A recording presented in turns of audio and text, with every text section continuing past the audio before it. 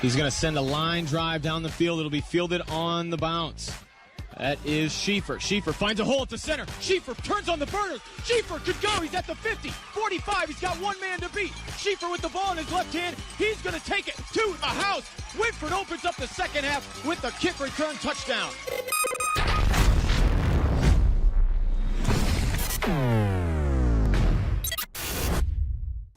Take a look at all the action from Friday Night Football right here in North Central Ohio with great analysis, highlights, coach interviews, and so much more. Every single Friday night right here on the OH Report.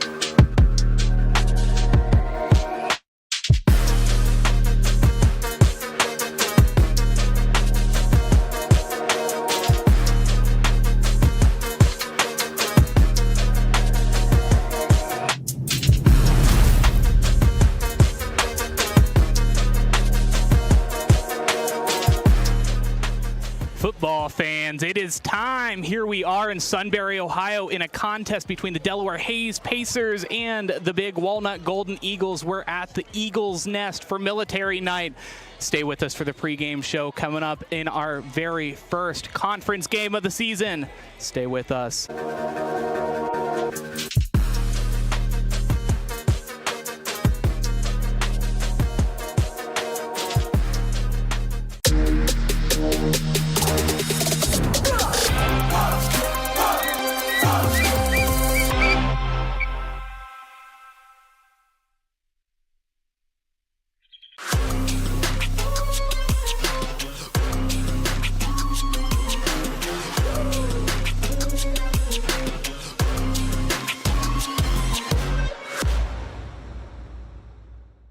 More than Crown, we are the real people behind Crown CDJR of Dublin. Every member of our sales team is dedicated to providing you an excellent customer experience. Find the right vehicle for you and your lifestyle is a Crown Chrysler Jeep Dodge Ram today, the better way to buy.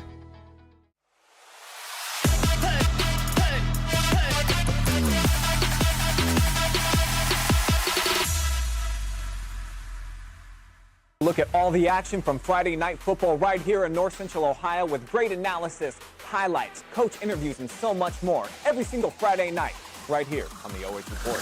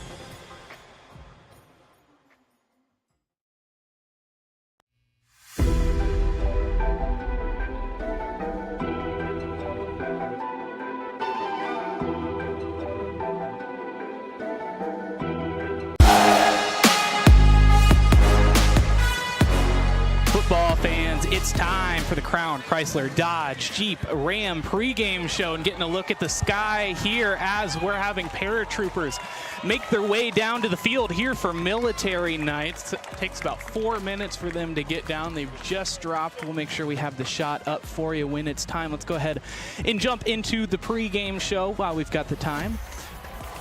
For our Delaware Hayes Pacers this season, they are 3-0 and really trudging along nicely under head coach Ryan Murphy. 20 for 37 passing, 213 passing yards, 2 passing touchdowns, 74 carries, 583 rushing yards, and 3 rushing touchdowns. Defensively, 4 forced fumbles, definitely something to be proud of as a defense.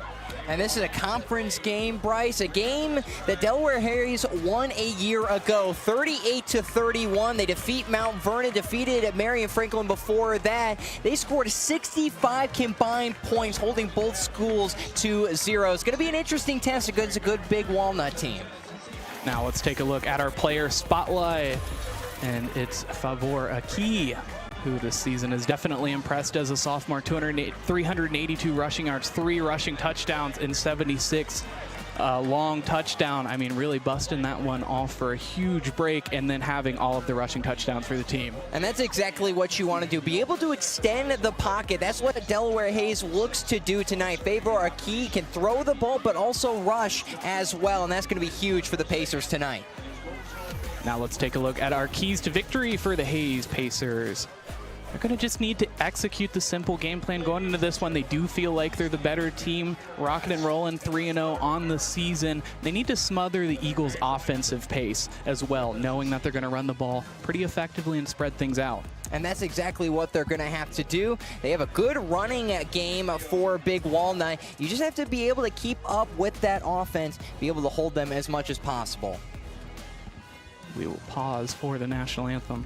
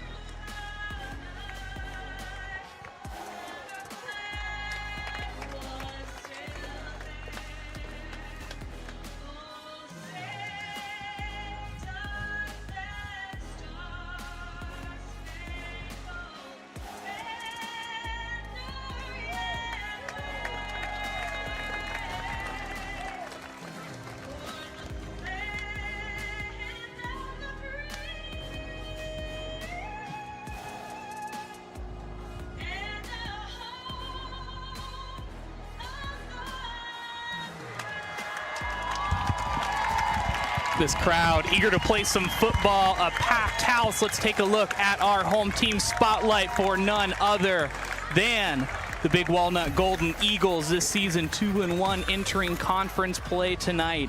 Certainly feel like they have things going for them now after the big victory against Groveport-Madison on September 6, 24-13. Grooving in that one. Let's take a look at some of their past highlights last season in their meeting with Hayes, losing 38-31, coming down to the wire, only 1 score. But this season, they feel like they're doing great, outscoring their opponents 80-41 this season after the shutout loss in week 1. And first-year head coach Curtis Krager entering the season with 26 years assistant coaching experience, but now getting the nod as head coach. And he knows exactly what this Big Walnut team can do. They get a huge win against Groveport-Madison a week ago. They face an undefeated Delaware Hayes. They're probably still thinking about what happened a year ago. They know they want that revenge, especially on military night here in Sunbury, Ohio. Let's take a look at our player spotlight, and multi-athlete Nolan Burley. I believe he was one of my players of the game during the baseball season. Younger guy, only a sophomore there. 167 rushing yards, 51 receiving yards in the last game against Groveport, and had 2 touchdowns. So really was a star of that football game for the Golden Eagles. Well, if you're Burley, you want to be able to get downhill. This is a kid that just as a sophomore stands at 6'1", 190 pounds. If the defensive line can't stop him, you have to expect the second tier and then the third tier to get to him. And if he can get there, you expect a lot of touchdowns from him. And the Hayes Pacers making their way through the tunnel. Let's take a look at our keys to victory for the big Walnut Golden Eagles. And tonight, they're going to have to punish Pacer mistakes, especially at this higher level. Everyone's so good when it comes to retaining the football. So those 1 or 2 opportunities where you have to come up with the football, whether it's a dropped interception or coming up with that fumble, you really have to make that count in these moments. And you need to upset the defensive balance of this Pacers team. They're so strong. Their linebackers are so tough. But yet, if they can get outside of that, spread things out a bit, they might be able to have success. And I think exactly like you said, spread the ball out, go to the outside, go to the inside, be able to wear this defensive down, make them cover all of the field. That's going to be the key. Wrapping things up for our Crown, Chrysler, Dodge, Jeep, Ram pregame show. We're just a few minutes away from kickoff here as both teams make their way to the field. So much energy in the crowd. You could hear it after the national anthem. Both of these sides in a crosstown battle, the Battle of 71, that treacherous construction path they had to cross in order to get here today. Such an exciting game. And both in the Ohio Capital Conference, the first conference game of the season, always a big one.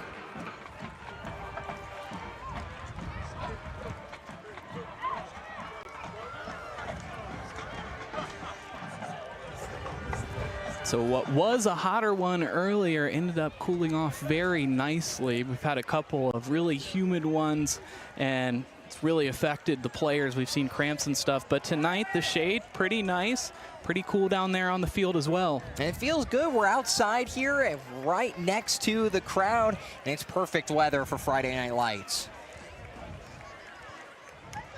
Getting ready to get underway as the big Walnut Golden Eagles will kick off to the Hayes Pacers.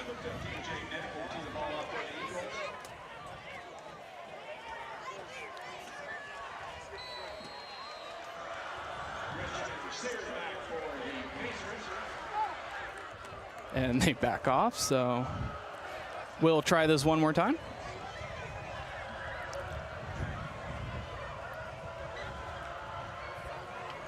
We are underway with the first quarter here. First game of OCC play for both teams, as it's ruled a touchback, this one going out the back of the end zone. Now for Delaware Hayes, you have to start off quickly. We talked about it a lot. Their quarterback can run the ball, but also throw it. What will Big Walnut do? Do you bring a QB spy? Do you try to play him for the run, expecting him to do a lot there? It's going to be a quick test, an eye test for Big Walnut on defense. So starting things off at the 20-yard line here on first down. Receiving that play call to the wrists.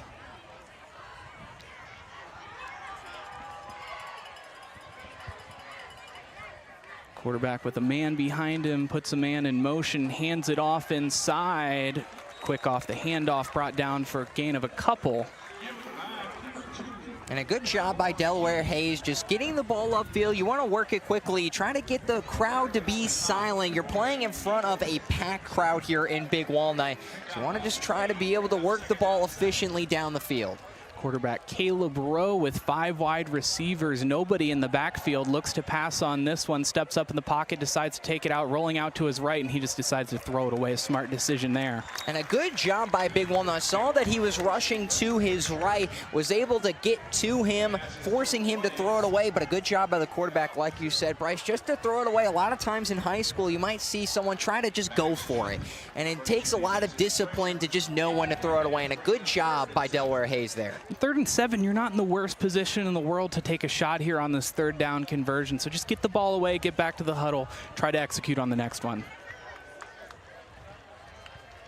Rowe, the snap, looks out to his left, steps up in the pocket, but runs into a lineman. There's a flag on the play. See if we can get a look at that one on the replay.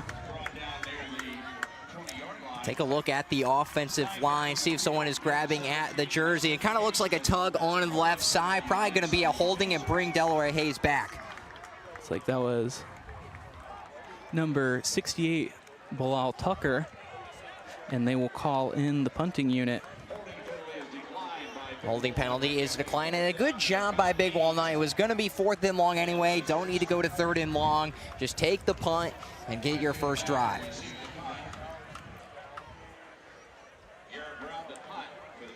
So indeed they do line up to punt. Garrett Brown back to punt. It's like Brody Hatfield back to receive things for the Golden Eagles. Brody Hatfield, very gifted basketball player as well. This one bounces around the 50 and rolls out of bounds. So the Golden Eagles will begin right around their own 46 for their first drive of the ball game. And like you talked about for Delaware Hayes in the pregame, you have to be able to stop Nolan Burley. 6'1", if he gets to that 2nd level, that 3rd level, that's where the tackles become harder to make. If you're Delaware Hayes, you have to be able to stop him on those early downs. They'll have their first shot at things tonight, feeling hopeful after that huge victory over Groveport-Madison last week right here at home and on the home trip. Definitely feel like they've got the charisma with the fans behind them.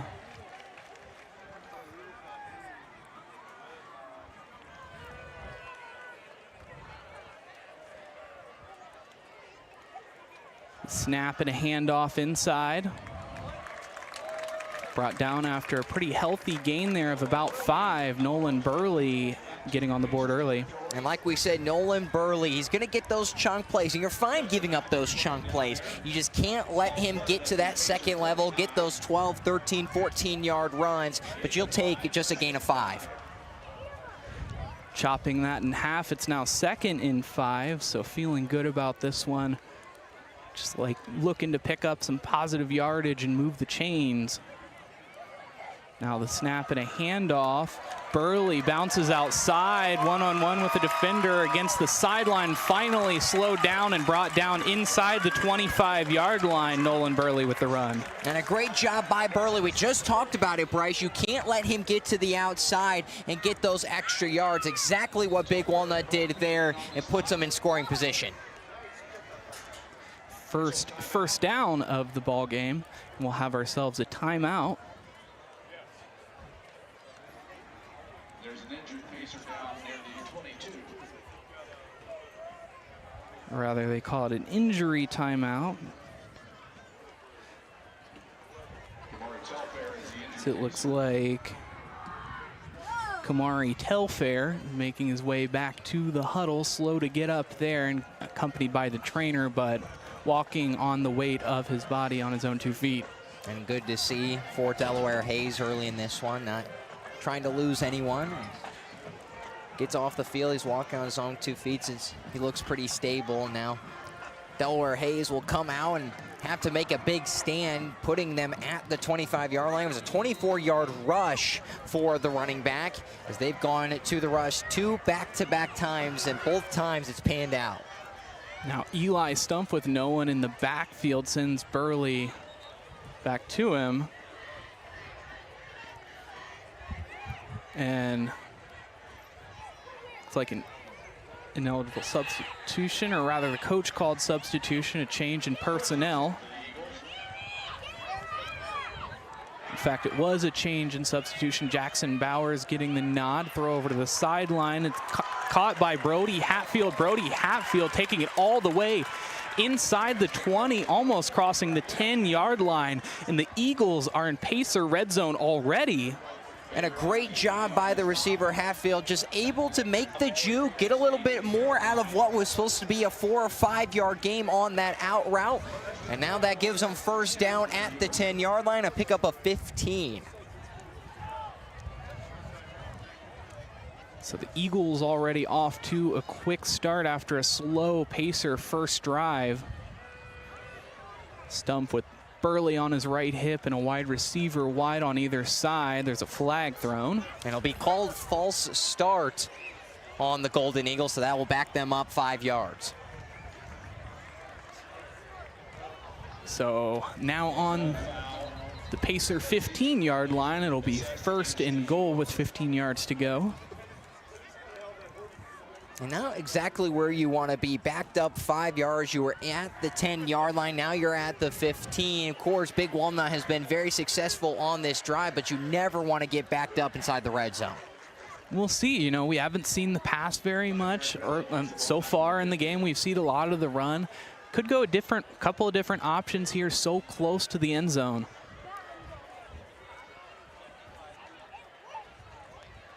The snap, hands it off to Burley, who runs it inside, puts his head down, and gets taken down for a pickup of about 2. It'll be 2nd and 13. So Big Walnut will have to figure out on 2nd down and 13, 2nd down and 12, where they want to be, kind of figure out what they need to do. This is a drive that has been so successful early on. You don't want it to stop here at just a field goal. I did see earlier, though, someone kicking 35-yard field goals in warm-ups. Not something we're used to over in the KMAC. We love the KMAC, but not known for their kicking prowess over there. Man in motion. It's a shovel pass forward, and a flag is called. And it'll be false start again on the offense, so that will back them up another 5 yards as this drive has begun to stall for Big Walnut in the beginning of this first quarter. Dead ball foul will be assessed against the Eagles.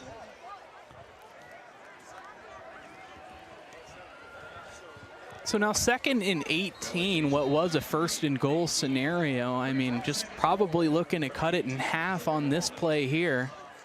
And if you're Big Walnut, maybe you try to take that long strike here, look towards the end zone. You know what your field goal kicker can do, so even on 3rd down, you can go for the run if needed. Stump finds a receiver who cuts inside, a couple of juke moves to avoid the tacklers. Brody Hatfield finally brought down at the 15 for a pickup of about 3. It'll be 3rd down. So you get a pickup of 2. So now Brody Hatfield and the Golden Eagles offense will have a decision to make. Do you go for it? Do you look to the end zone? You maybe try to center it right between the hash marks to give your kicker the best chance possible. See what the Golden Eagles decide they want to do. So 3rd and 16.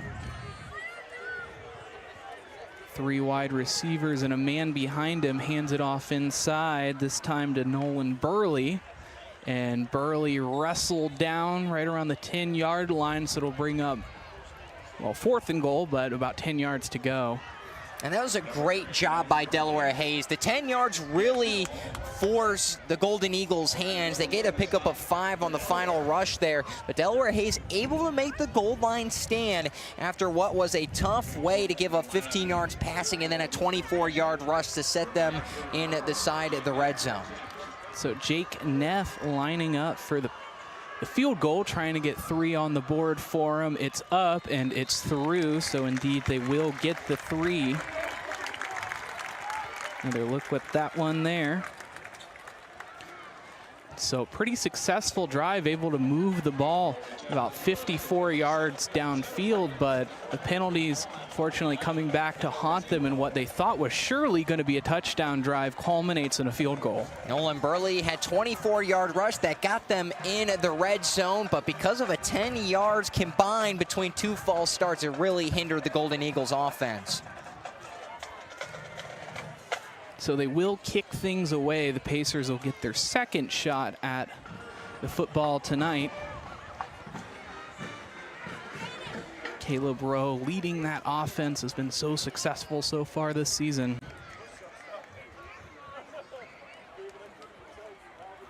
Inside of 8 minutes remaining here in the first quarter.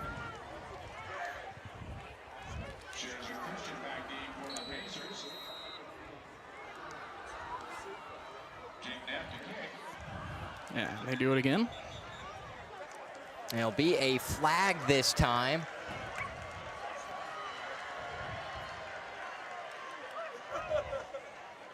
Call offsides on the kicking team, so I don't think the referee was thrilled with that maneuver there. And it's really just delaying the game is really what that's doing, trying to catch Delaware Hayes off balance. But you continue to do that, eventually you're going to get called. The refs want to see them be able to kick the ball off and not stall the game.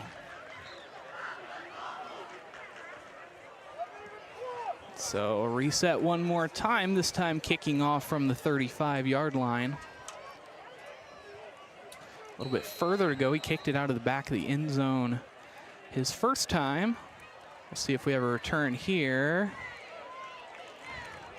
It looks like we will, as it's fielded at the goal line, crossing the 10, juke move, and finally wrapped up and brought down at the 17-yard line. So what could have gone out of the back of the end zone for a touchback instead will be left at the 17. Well, Delaware Hayes will need to try to find some offense. Only had a 3-yard rush before they had to throw it away, and then was tackled for a loss of 2.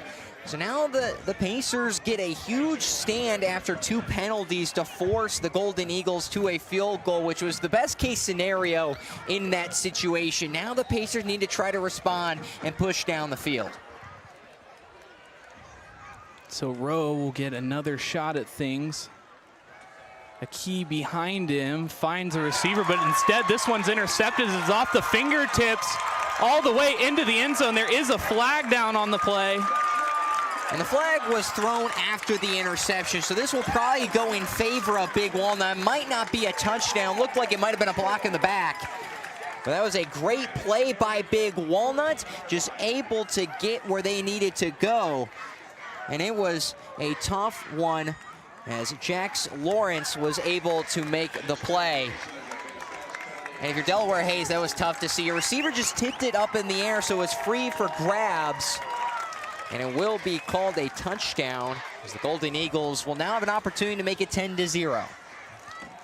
Coming in for the point after, just on the field, it's Jake Neff. After the point after, stay with us. We're going to take a quick break. We'll have the rest of the game for you. Interesting formation as the linemen make their way over. And you see something that Big Walnut loves to do, a little bit of trickery. They do it on the kickoffs, and now they're doing it on the field goal attempt. I mean, just the little things, always keeping their opponents on their heels. I mean, mentally, at the end of the game, that can be exhausting, trying to keep track of all these tricks. And offsides, it looks like it's going to be. And that it will. So that will back the Golden Eagles to where they stand. Moved him up a yard, so makes a 12-yard field goal and an 11-yard field goal. And that 1 yard probably won't make a difference. Especially not for Neff. Quick off the edge, the kick is up, and it's through with plenty of room to go. So after with 7:54 remaining here in the first quarter, Big Walnut leading this one 10-0 over the Delaware Hayes Pacers. Stay with us.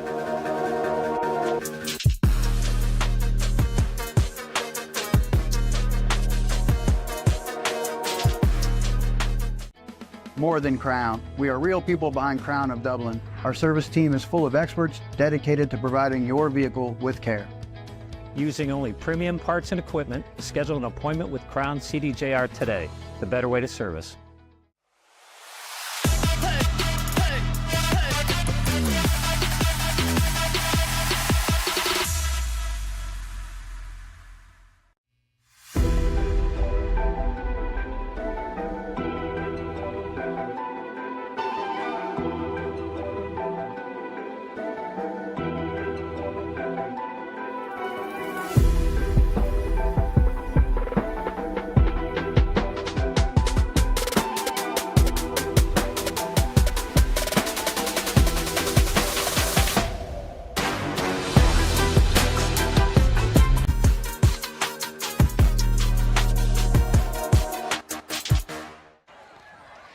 Rejoining here with 7:42 remaining in the first quarter, the Golden Eagles off to a quick lead already, 10-0 after the field goal immediately coming up 2 plays later, I believe, with the interception off of Rowe. That was Jax Lawrence who made the heroic grab and took it all the way into the end zone for a pick 6. And Delaware Hayes just not able to find the receivers, a little bit high, so was tipped off and just kind of spiraled in the air right in the hands of Jax Lawrence. He gets around a defender and breaks away for the touchdown. Now Delaware Hayes, how do they respond? You have to put that aside. You're down 10-0 early in this game. You have to figure out a way to find yourself in this game, but also get down the field. We haven't seen them pass the 30-yard line. So kicked out to the back of the end zone, but that one a little easier by the penalty. That one actually ending up in the band. Speaking of which, stay with us during halftime. We love presenting the band shows. We stay live during that.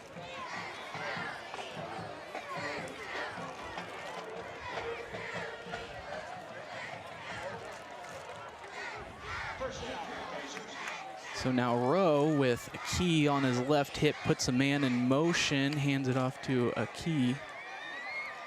No, instead it's a misdirection. He just keeps it himself. It'll be, looks like he got back to the line of scrimmage, maybe a pickup of half a yard. And just trying to do some misdirection, exactly like Big Walnut has done throughout this game. Try to catch them off balance, did not there. They'll have to go back to the drawing board. So not finding much success in the first 2 drives. Rowe looking to be resilient. He's got 4 wide receivers, puts a man in motion.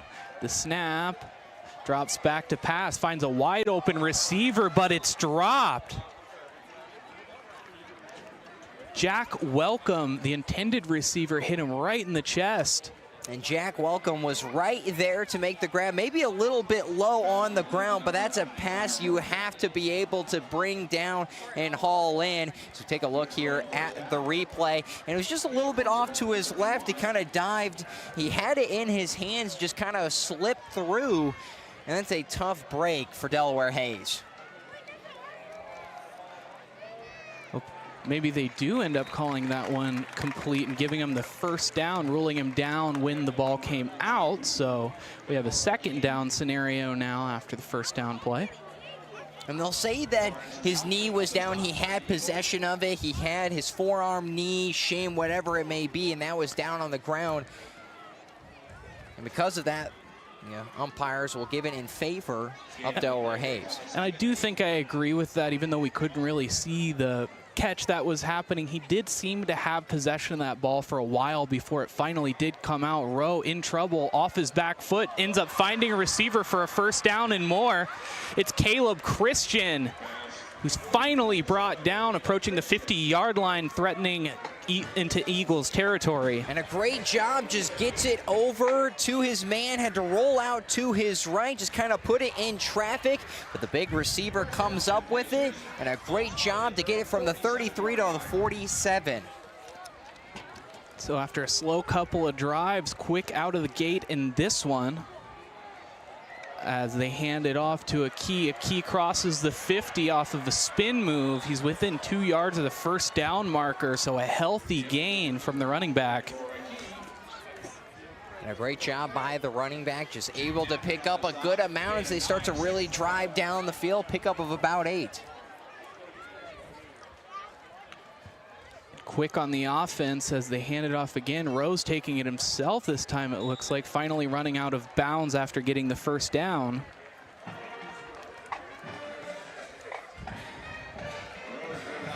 So smart play there, using the misdirection of their advantage. Defense thinking they were sending that one up the middle, but really the quarterback kept it himself and rolling out for the first down. And a good job. You know what this quarterback can do. Big Walnut came into this game, looked at the film, recognized he has all of the rushing touchdowns, that he is very mobile into the pocket and outside of it. That's something they have to continue to look into. A key in the backfield gets wrapped up around the ankles and brought down for a loss. It'll be a loss of about 3. And a great job by the defense just to blow up the play. Saw him coming to the left, gets right by the left guard as they were being double teamed, and just makes the tackle, and now that brings up a loss of yardage. 2nd and 14 is what it'll end up being. Rowe looks to pass, rolling out, tucks it, crossing the original line of scrimmage and a little bit more. It'll be a 3rd and 4, so a pickup of about 10.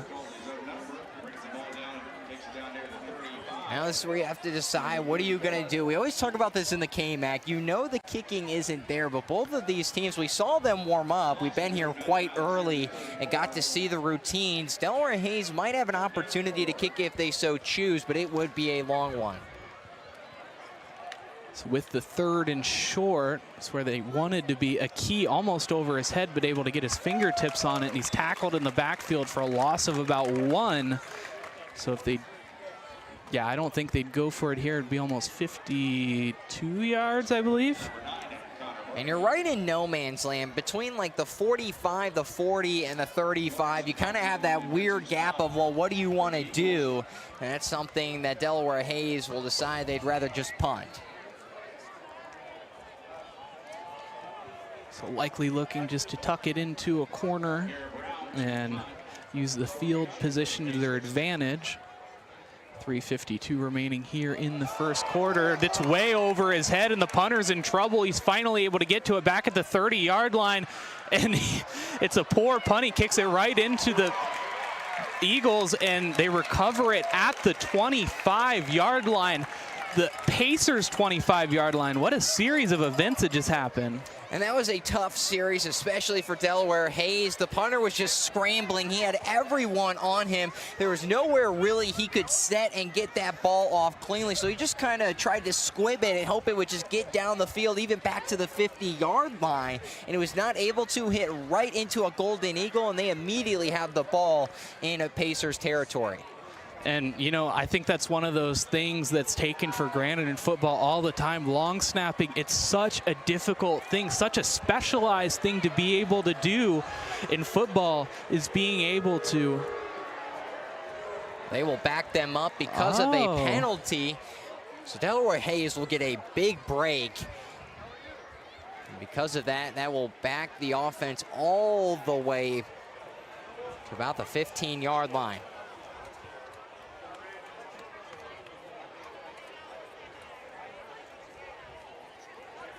Talk about a sigh of relief for the Pacers. Still kind of trying to figure out what happened here, because they have the football. And it will be roughing the kicker, says the PA announcer, but they called that very late, mind you. I didn't even see the flag.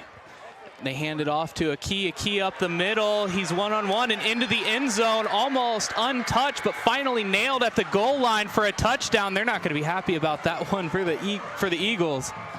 But a key, an athletic run, so much speed, so much explosion through that line of scrimmage. A great job, just handed off to the running back, bursts up through the middle, no one there. And that's a quick touchdown for Delaware Hayes after a questionable roughing the kicker call. It will be right back in it. Lining up for the point after. It's Chaz Salala who kicks it over the victory bell, so it'll be 7-10 here with 3:30 remaining in the first quarter. We're going to go to break. Stay with us for the conclusion of the first quarter.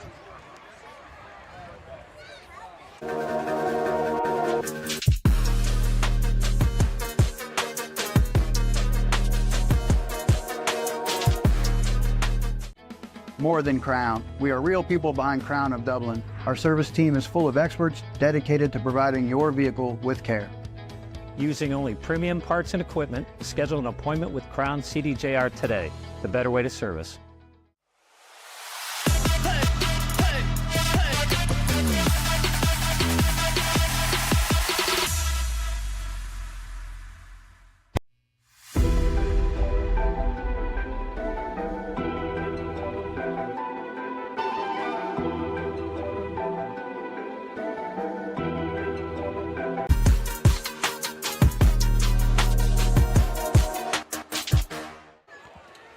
Bryce Coder, Micah Flack with the OH Report.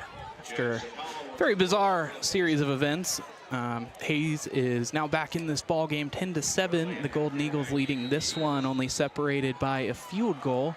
So what will likely be a controversial roughing the kicker call that backed them all the way up. The Eagles would have taken over at the Pacer 25, but instead the Pacers took over the football on the Eagles 20 in a key, only needing one play to convert that into a touchdown. And that was tough for the Golden Eagles. They felt like they didn't rough the kicker, but they're going to say they might have drilled him as the ball was coming off of his foot. It's because even though the ball just kind of slid on the ground, the punter was able to eventually get it. So when he gets it off, he's a defenseless player. And it was a little bit of a late roughing the kicker call as the fans were already celebrating. Then you heard a few minutes later that it would be overturned. And because of that, that cost the Golden Eagles a chance at scoring a touchdown and also stopping a touchdown. You're absolutely right. Now the snap from Stumpf hands it off. And Burley finally wrestled down after a pickup of about 5.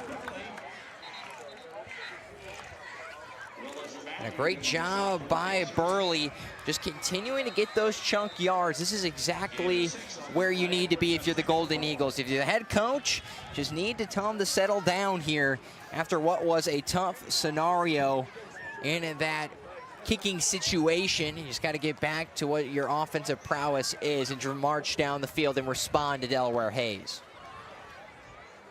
Now, a man in the slot that he sends in motion ends up taking it himself. Stumpf almost knocked off his feet, but ends up being brought down for a pickup of about 1 or so. It'll be a pickup of 1, exactly like you said. Now it's 3rd down and 4.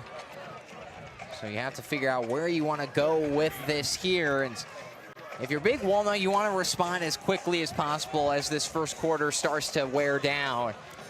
But you also want to be wary. You've been able to stop Delaware Hayes on a couple possessions, and you would have there if it wasn't for the roughing the kicker. So you know this defense is talented enough to keep up with the Pacers. It's like defense influencing offense. You know, you see they come out here as Brody Hatfield's drilled as he receives the catch, and it comes out. But sometimes, you know, with teams, and you love to see it when they come out with a vengeance, right? After something like that, they're not going to respond with words. They're going to respond with actions down on the field. But this forces a 4th and 3rd as they bring on the punting unit. And that was a good job on the throw, fitted between 2 defenders as Brody Hatfield just has to make that grab. A sliding grab there and comes right off of his chest, right in the pocket.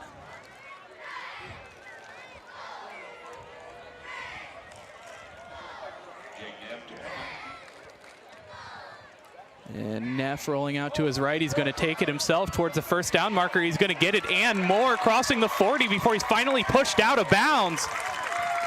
And so a fake punt for the Golden Eagles will lead to more than positive yardage. That's a huge play. And that's a huge play indeed. The Pacers had no idea what to expect, and it'll be a great pickup all the way to the 38-yard line. Get a pickup of about 17 and 18 yards, and that's exactly what you want to see if you're the Golden Eagles. I kind of wonder if they told him, hey, if you see an opening, go ahead and take it. It seemed like for a second there he might have been committed to the punt, but saw the opening.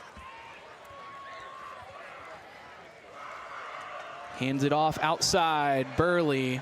There's a flag in the backfield, 2 flags in the backfield. And he'll be waved off, and he'll be holding on the offense. That'll back him up 15 yards.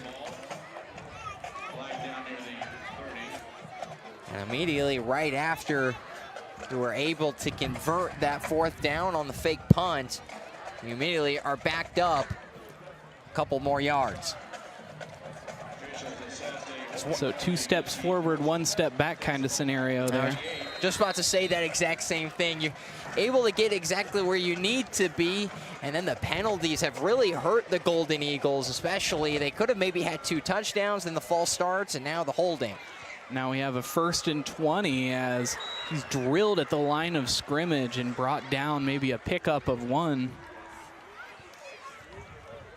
Take a look at the replay. They just load the box, nowhere to go up the middle. The defensive tackles get there to make the play.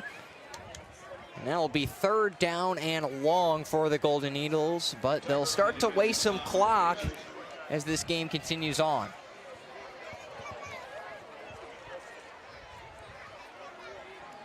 indeed burning clock as the play clock now ticks underneath 10, a minute remaining on the game clock. Wide receiver to his right, the snap, hands it off to Burley. No, takes it himself, throws it over to the right side, finds a man and brought down. Hard to see a number there. We'll give him his credit when he gives up. Looks like that was number 9, Owen Pollock. And Noah Pollock able to make the grab, so you get yourself back within 10 yards. And you have an opportunity to get something here. 3rd down and 8, a pickup of 12 yards on the play. So much more manageable situation now. What was a 20-yard scenario is now cut down to 8. They feel like they've chained together a couple successful passes, found receivers pretty well, and they turn to the pass one more time. Blitzer right up the middle, but he gets by him, throw off his back foot, and it's not really a good one. Instead, it's intercepted by Justin Matthews. Justin Matthews has a blocker. He's one-on-one with Aiden West before he finally runs out of bounds. So an unwise throw from Eli Stumpf will lead to the Pacers taking over at their own 30-yard line. And Eli Stumpf, just an ill-advised throw. Is a great job to get off the line and get past the rushing linebacker right through the middle. But he decided to just kind of throw it up. It was way too far, and to give it right back to Delaware Hayes. Perhaps that's something they watched in film. I mean, those safeties were set so well back. It's kind of like with the Mahomes situation where, they finally figured out if they just sit deep, they're going to have to make the quarterback make plays instead of just throwing the long ball.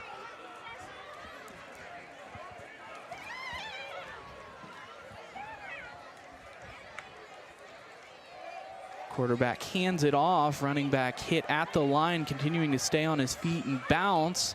Pickup of about 4 yards for a key. Pickup of 4. You have the ball back. It's going to be 2nd down and 6. And now you have the opportunity to run out the clock as the game clock at 18, the play clock at 26. So it looks like they'll go right back to the sideline, and that will end the quarter. So after 1 quarter of play, Big Walnut Golden Eagles leading this one narrowly 10-0 over the Hayes Pacers. An eventful first quarter. Stay with us here for the second quarter.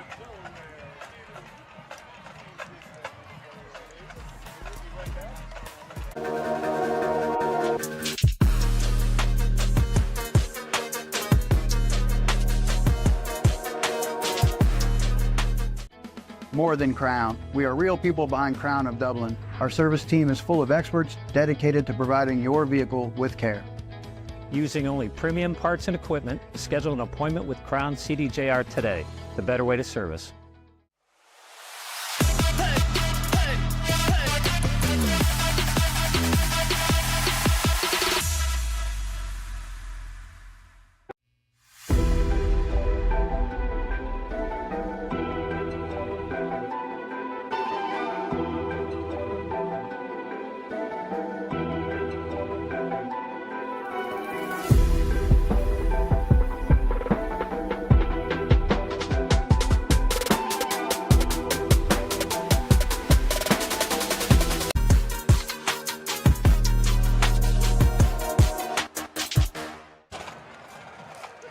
Bryce Coder, Micah Flack with the OH Report here, joining you for the second quarter of this contest between the Big Walnut Golden Eagles and the Delaware Hayes Pacers. Golden Eagles leading this one 10-7. Definitely an eventful first quarter. Some controversial calls I'm sure that you'll talk about on the podcast later tonight.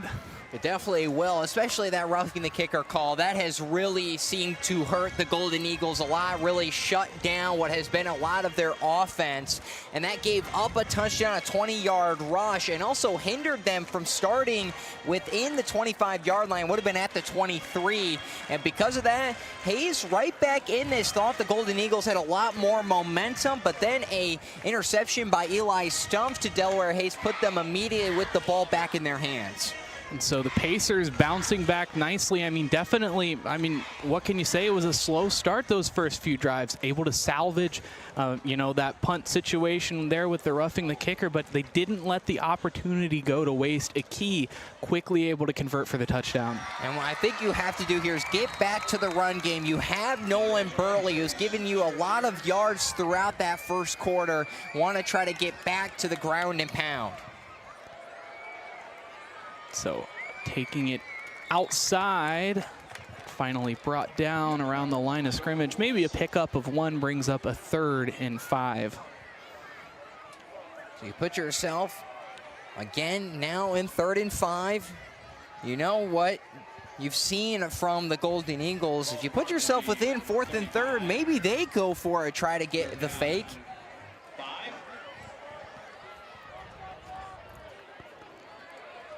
So ball on their own 35, trying to move the chains here. 4 wide receivers. The snap looks to pass, stepping up in the pocket, and this one just a bit too low. Well, it's 3rd down and 5, and even if he got it there was a defender for the Golden Eagles right there to make the tackle. So now they're going to go for the punt, and we'll see what they try to do. Maybe Big Walnut kind of sniffs it out. Maybe they think, well, there could be an opportunity for a play. They'll kind of look at where the alignment is, as Delaware Hayes will most likely kick this away, but never say never. Trying to correct that snap mistake that they made earlier.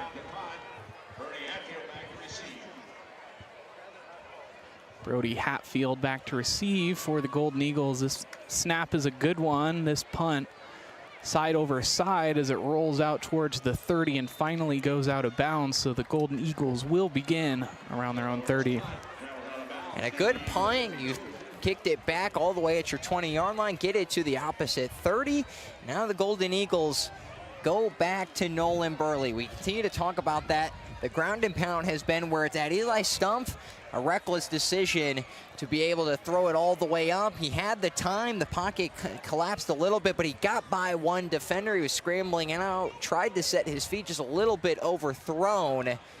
Now we'll see what they decide to do. The young quarterback, only a sophomore, looking to correct the mistake from the last drive. Luckily, no damage done as they had to punt it away. Burley, his run gets blown up at the line of scrimmage, picks up about a yard or so. It'll bring up 2nd down. So you continue to just ground and pound, try to figure out where the offense is at. You still have the lead. There's still plenty of football left to play. You have to let the mistakes, the penalties all go. And that's really been the highlight so far, Bryce. If we talk about anything at the halftime show when that comes up, it's been the penalties for the Golden Eagles. Total of 4 penalties for 35 yards. When they feel like they've gotten ahead, those penalties have really come back to haunt them, able to tempt a couple of linemen for the Pacers offsides. As they call offsides, and it'll be this time against the Pacers, 5 yards. That moves them up. Now it'll be at 2nd down and 4. Looks like Bilal Tucker victim to that hard count there. So 2nd and 4, handing it off to Burley one more time, picking up some big blocks, crosses the 1st down marker and picks up about 3 more. That's exactly what they wanted to see on this drive. And that's exactly, like you said, Bryce, exactly what you want to see. Just ground and pound. Just continue to run it down Delaware Hayes' throat and try to force them to make the stop. 4th first down for Golden Eagles tonight so far. Only touchdown coming in the way of a pick 6 INT, but it's definitely a dramatic one. The snap, hands it off to Burley. Burley had a huge hole, but a good job by the edge of sealing that up. See who we're giving credit to. And Delaware Hayes just had 4 on the rush, but a great job just getting off the assignment. It looked like he had a hole to get out to the right side of the field, but Delaware Hayes quickly stops that. Favor Aki on the other side of things offensively with a touchdown, but this time able to come up with a big stop for what likely would have been a big gain for Nolan Burley.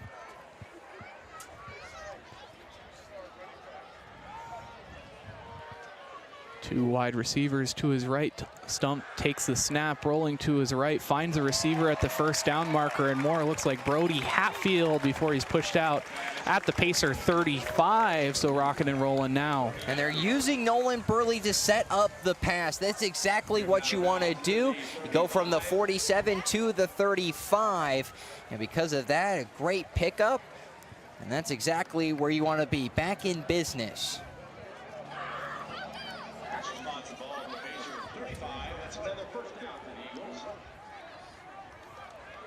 So now back to the line of scrimmage, some decisions needing to be made as they approach the Pacer end zone.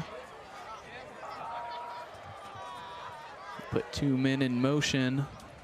Snap as the play clock winds down. Burley crosses the line of scrimmage and more. It's a pickup of about 5. And continuing just really to take down this clock, really use this drive to set up the offense as you march down the field. And this will really help out the Golden Eagles down to the game, especially if you can continue to wear out the Pacers defense. You just continue to keep them on the field. That's exactly what I was thinking. They're doing a really good job of even these drives that have not come up with much. They're keeping the Pacers defense on the field for a long time.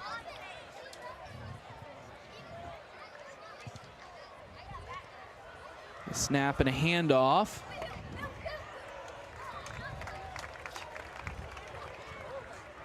And a pickup of 4 on the gain.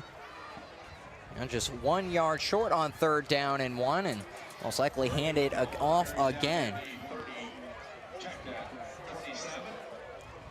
So now on about the 26.5-yard line there, threatening to reach Pacers red zone for the 2nd time tonight. The first time they were in it, having to settle for that field goal did give them the lead, but they felt like that should have been a touchdown drive. Hatfield in motion. We have flags. Look and see what they will call, as it will false start. Be another false start. That's 3 false starts for 15 yards. And though it might not add up a lot, it's 5 yards a thing. When you're in the territory of Delaware Hayes, we saw that twice inside the 20-yard line, forced the field goal, and now again they were inside the 30. You back them up to the 33. What's that up? Well, coaches, they love these 3rd and 2 scenarios or 3rd and short scenarios because it lets them open up their playbook. They can run the ball. They can make the short pass. They can look towards the end zone. 3rd and 7 is a much different scenario for the Golden Eagles having to approach this 3rd down conversion. The snap, finding a man in the backfield. Hatfield jukes a man out, running towards the first down marker, picks up a block, and is finally pushed out at, looks like, the 22-yard line. And get a pickup of 8 on the rush. A good job, 3rd and long, did not wither under the pressure. Decided to go to their bread and butter. The run game gets to the outside. And it's a good pickup for the 1st down.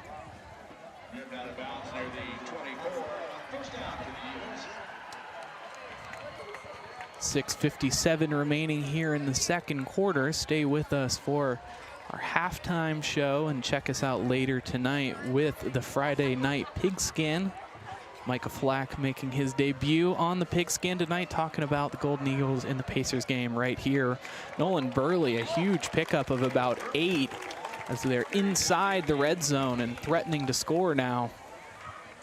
And you continue to threaten to score. You get a pickup of about 7, and you're just running the ball effectively. We said this, Bryce, at the beginning of this drive. You have to go to Nolan Burley. Use the run to set up the pass. They get a couple really big passes of 12 yards and 17 yards, but really since then it's been big chunk yards, 7 yards, then 5, then 8, then 7.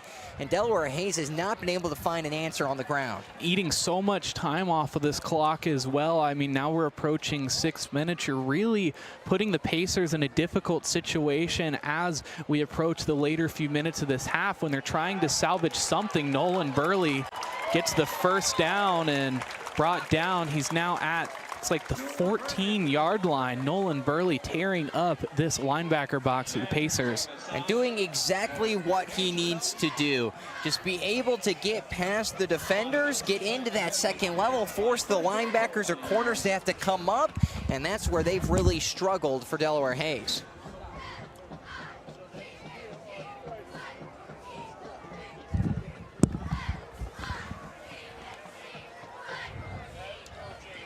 So now big decision needing to be made what route they're going to go. First and goal. They've got 9 yards to go. Stumpf taking it himself. Fighting forward. Looks like he might pick up, oh gosh, maybe 1. They'll put him at the 8-yard line. So like you said, a pickup of 1 yard. Second down and 9. Just 9 yards away from a touchdown. Definitely the momentum they need. I mean, you feel like even a field goal in this situation would be a blow to morale as you approach the last few minutes of this half. They want a touchdown. The snap, hands it off to Burley. He's in trouble, but able to juke him out, looking for an option, and fights all the way across the goal line into the end zone for a touchdown. Eagles back on the board. And a great job by Burley to get in the end zone. You just kind of see him here. They hand it off. He goes to the right side, cuts it back, gets past the Delaware Hayes defenders, goes through a horde of Pacers. And what a job to get in the end zone as Burley does exactly what he needs to do to help the Golden Eagles. Looks like a flag is called. We'll back up.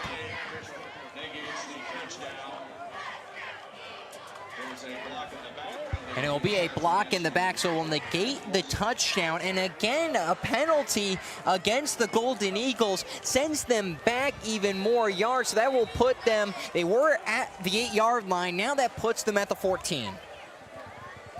Another unfortunate call. The crowd not liking this one. Stumpf looking towards the end zone. It's over his head. It'll bring up 3rd down.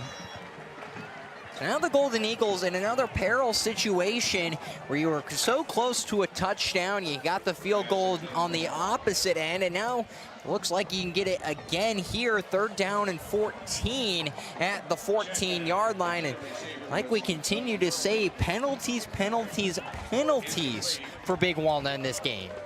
Just an unfortunate one there, blocking the back. I mean, you know, you have to see those front numbers. If you don't see those front numbers, or if you're even seeing the back numbers, you know you're in trouble as a blocker. The snap, rolling out to pass, rolling to his right. He's got room, finds a receiver, and Brody Hatfield out of his outstretched hands, off the fingertips. A tough one for Hatfield. And very close. You almost had him. You just take a look here. He rolls out to the right, escapes the pressure, maybe in a little bit of room to run as well. Tried to just get it to him. He tries for the dive and not able to get there, so that will bring out the field goal unit.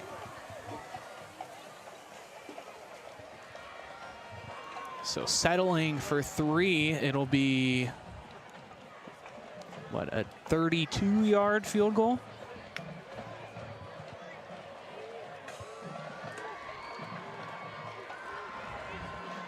Kick is up and it's through. That's why they were practicing earlier. So the Eagles not able to come up with the touchdown after the block in the back. They will settle for the field goal. Stay with us for the remainder of this first half.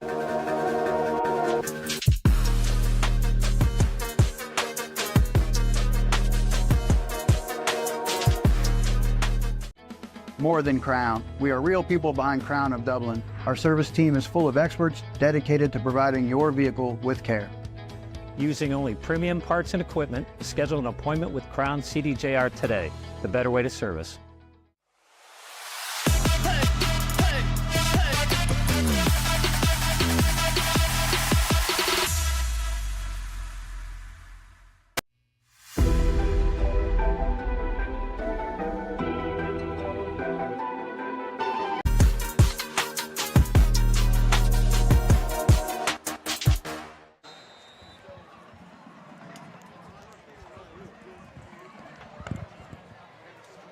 Back here in the second quarter, Eagles kicking a field goal, and they lead things by 6 here.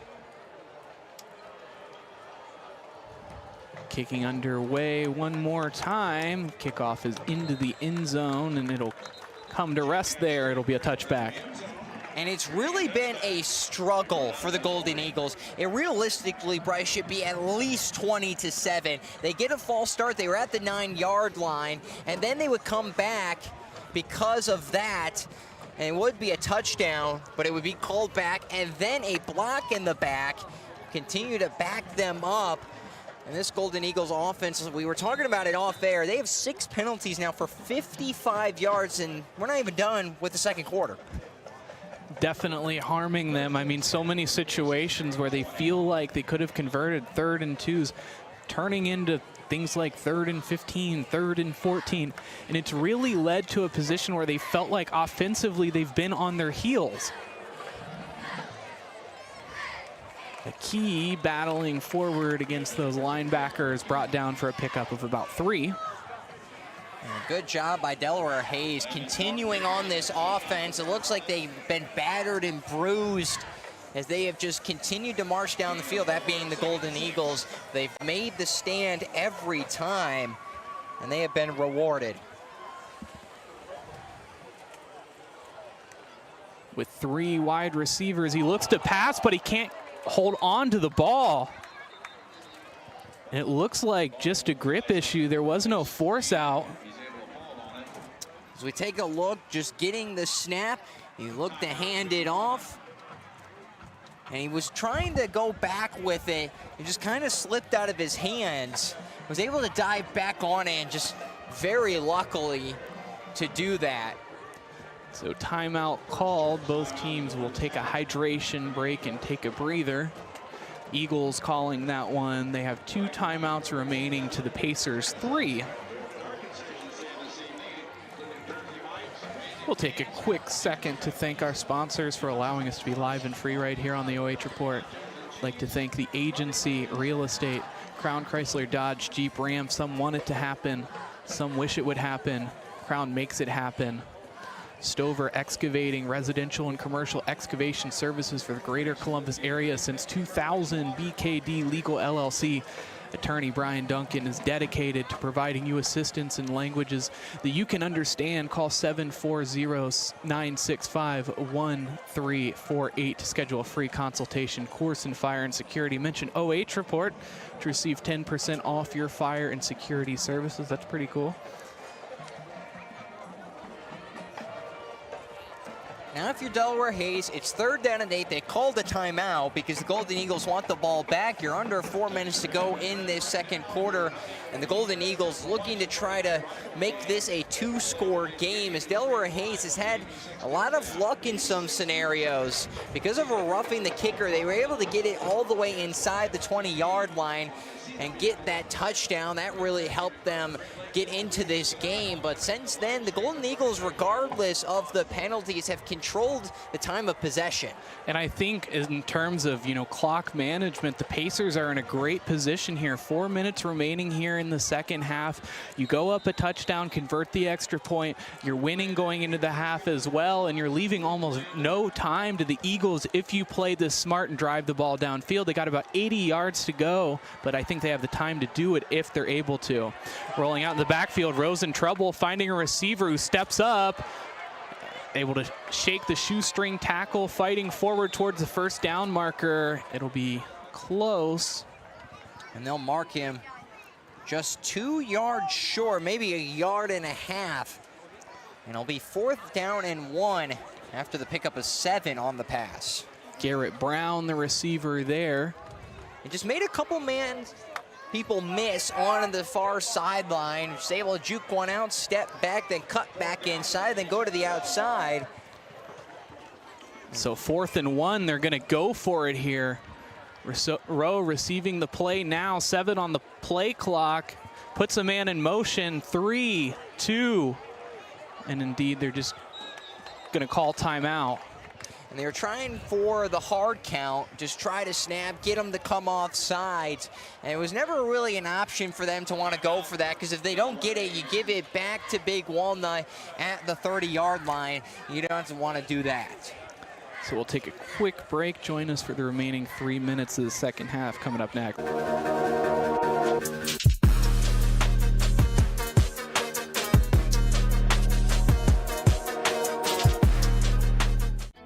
More than Crown. We are real people behind Crown of Dublin. Our service team is full of experts dedicated to providing your vehicle with care. Using only premium parts and equipment, schedule an appointment with Crown CDJR today. The better way to service.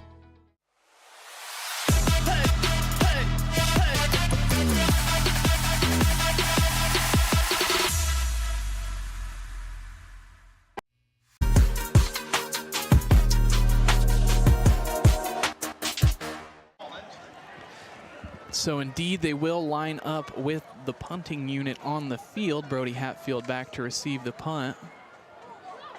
Has some trouble with the snap, just able to get it away.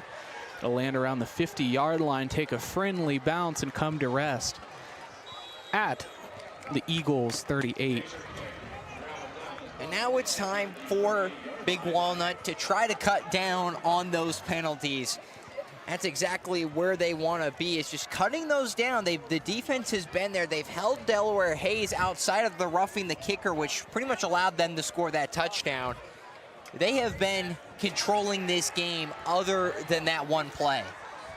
So if you're Big Walnut, you need to go back to the run game. That's what worked again. They set up the pass. That worked as well. It's been the penalties that has hurt this offense. Pacers loving to spread things out, but quarterback Rowe not able to find much success. A lot of throws off his back foot and out of play, just trying to salvage drives. And we'll have what looks like another timeout. Delaware Hayes calling this one. They're consuming their second one there. They have one remaining to the Eagles, too. Perhaps some issues with personnel, something unexpected they saw on the field, as it was a bit of a frantic timeout call. And that it was. It's trying to fix any issues on the field. Want to make this the best drive that you can. Under 3 minutes to go, as Big Walnut will try to wind this clock down as much as possible. We'll see what they can do.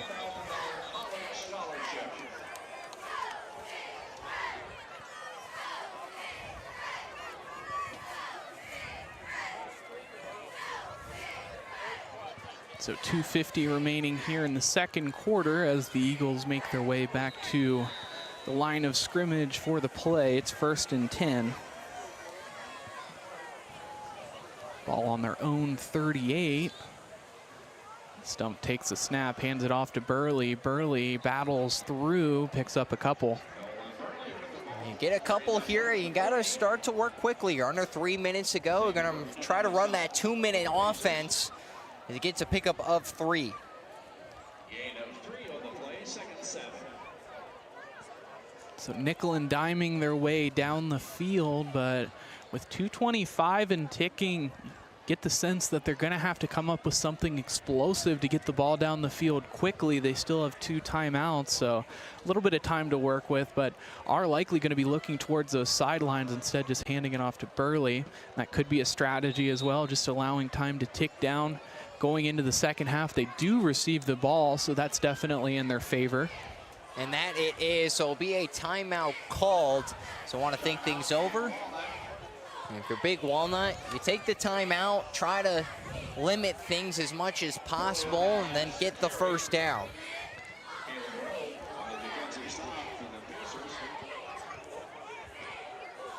So 2 minutes on the clock remaining here in the second quarter. It's 3rd and 5.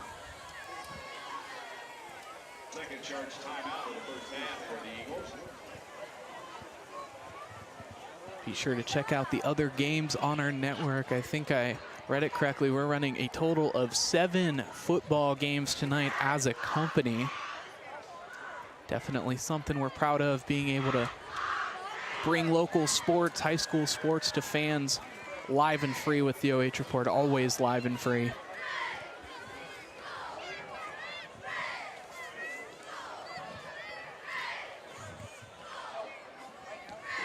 Stumpf alone in the backfield now, has 4 wide receivers.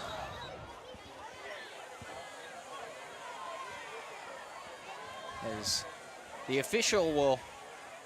Timeout on the field. The play clock is not functioning. As the play clock winds all the way down. Well, it's working at one end of the field, but the field that they're going down is not working. And you need a play clock.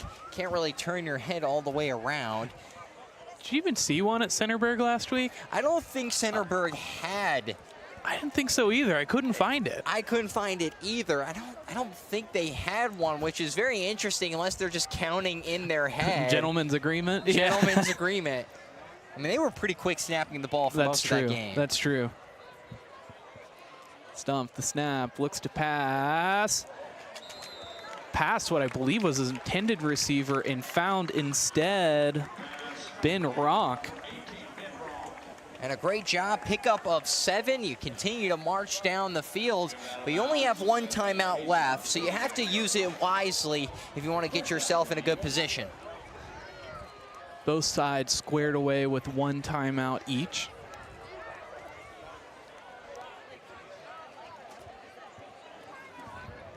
Eagles using the opportunity as a 2-minute drill as they pass one more time, this time finding Brody Hatfield, who finds his way out of bounds to stop the clock. It'll be a pickup of 5. And a good job by Brody Hatfield and this big Walnut offense, just running those out routes, getting them to the sidelines and making sure the reception is caught out of bounds, and that will continue to keep the clock from going any farther.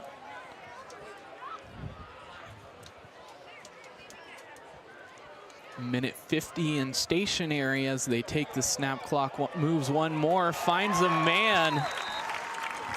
It's Ronk one more time. What a grab there. Absolutely burned the corner. And the corner just falls down on the outside. You can see here he's playing that press coverage, just kind of slips. And that was a beautiful play, a great throw, and a good recognition by the quarterback to check his outside. And because of that, they're knocking on the door.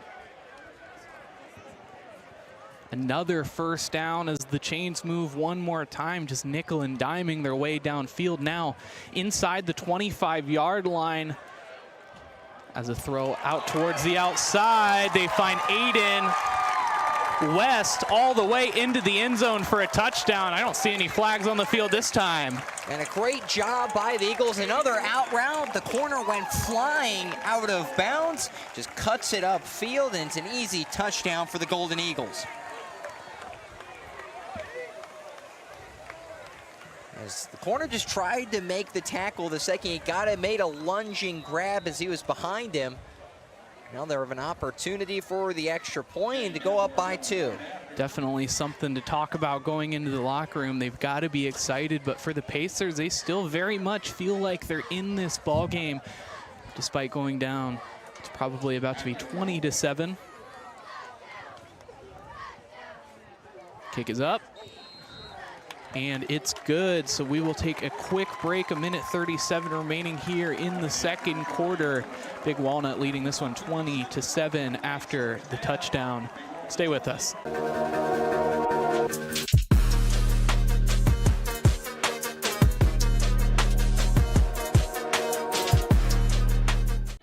More than Crown. We are real people behind Crown of Dublin. Our service team is full of experts dedicated to providing your vehicle with care. Using only premium parts and equipment, schedule an appointment with Crown CDJR today. The better way to service.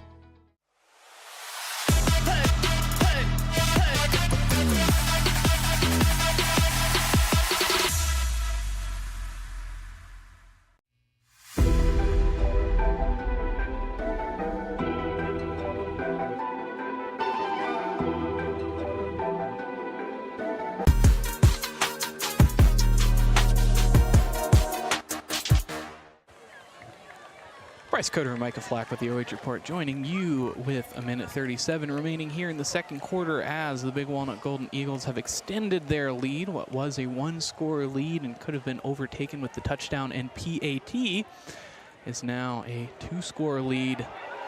Having some trouble with this one, coming up with it and finally brought down inside the 5-yard line. So after giving up the touchdown, they'll be on their heels with field position.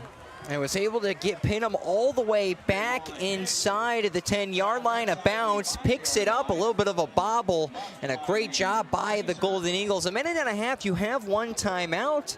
If you can get a couple stops here, you can try to burn it and get the ball back as quick as possible. So after a quick pause, the Pacers are back. The ball spotted on the 5-yard line. 1st and 10 for them. A long drive ahead if they're going to score. First down for the Pacers.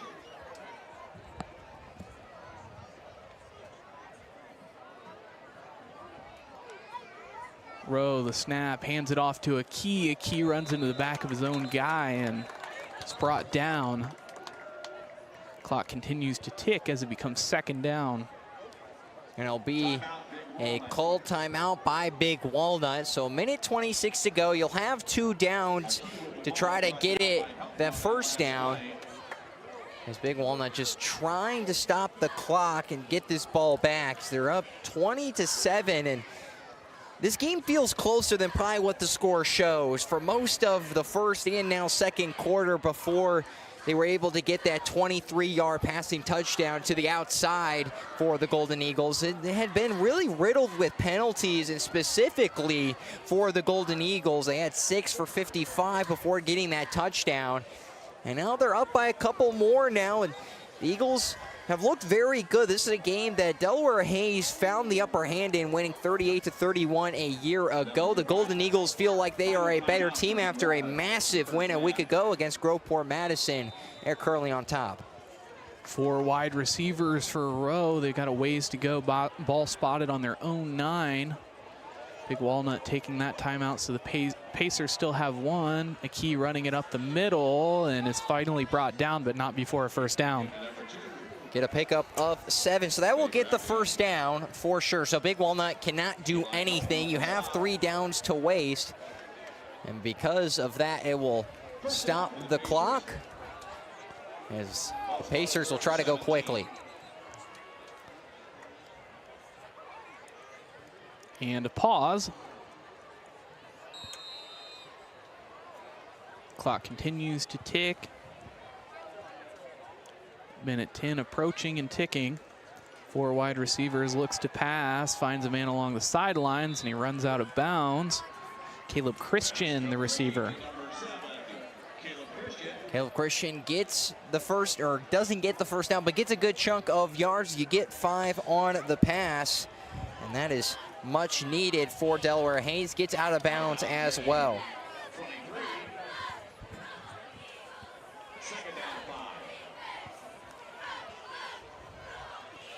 So another try at things here on 2nd down with a minute 8 remaining. Looking to pass, steps up in the pocket, decides against it, throws towards the line of scrimmage, ends up finding a receiver who fights for the 1st down and more, but not able to get out of bounds, so the clock will continue to tick.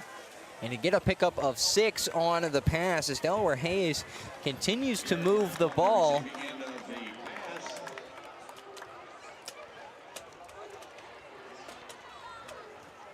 But instead, that will move them back off of a holding penalty. So it'll be 2nd down and a 15.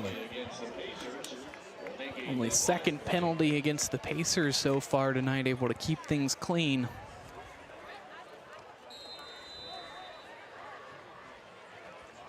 Second down. 15. So 2nd and 15, and we have another flag.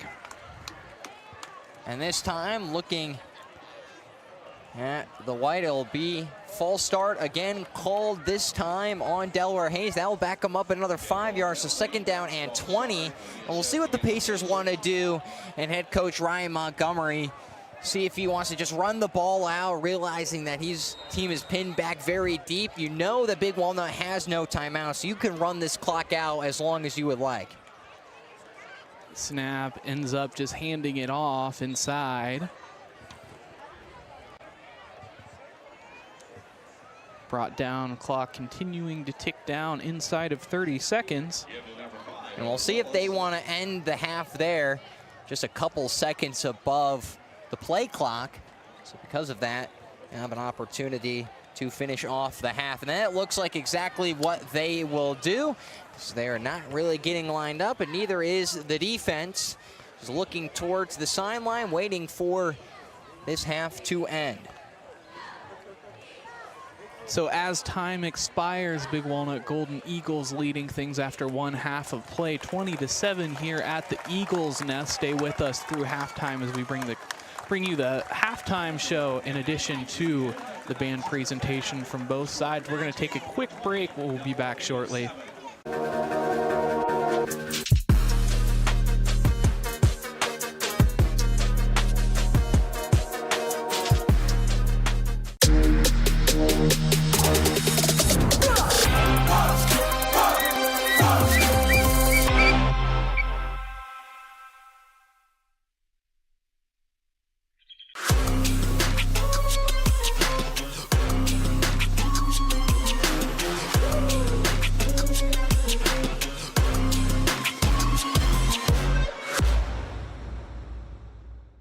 More than Crown, we are the real people behind Crown CDJR of Dublin. Every member of our sales team is dedicated to providing you an excellent customer experience. Find the right vehicle for you and your lifestyle is a Crown Chrysler Jeep Dodge Ram today, the better way to buy.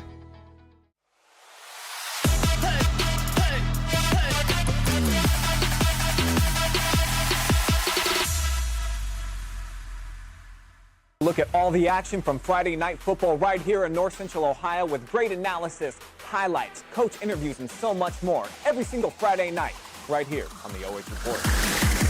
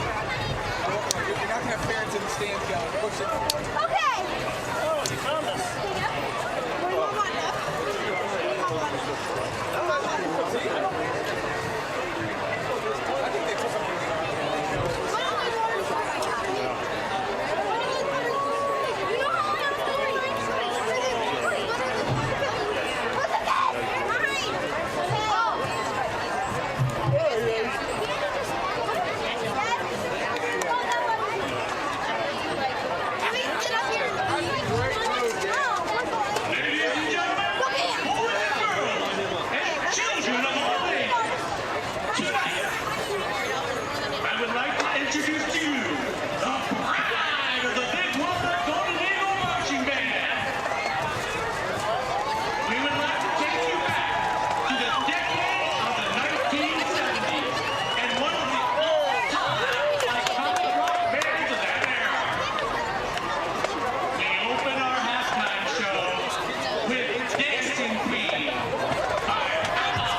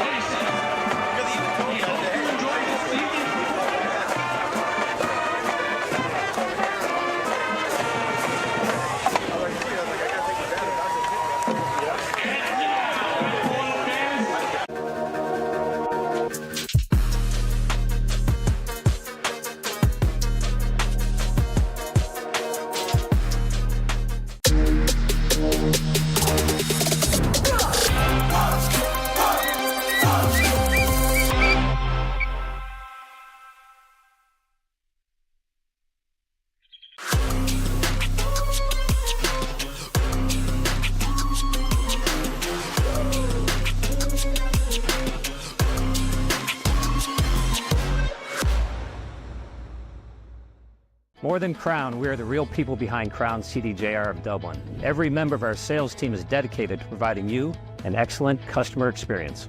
Find the right vehicle for you and your lifestyle is a Crown Chrysler Jeep Dodge Ram today, the better way to buy.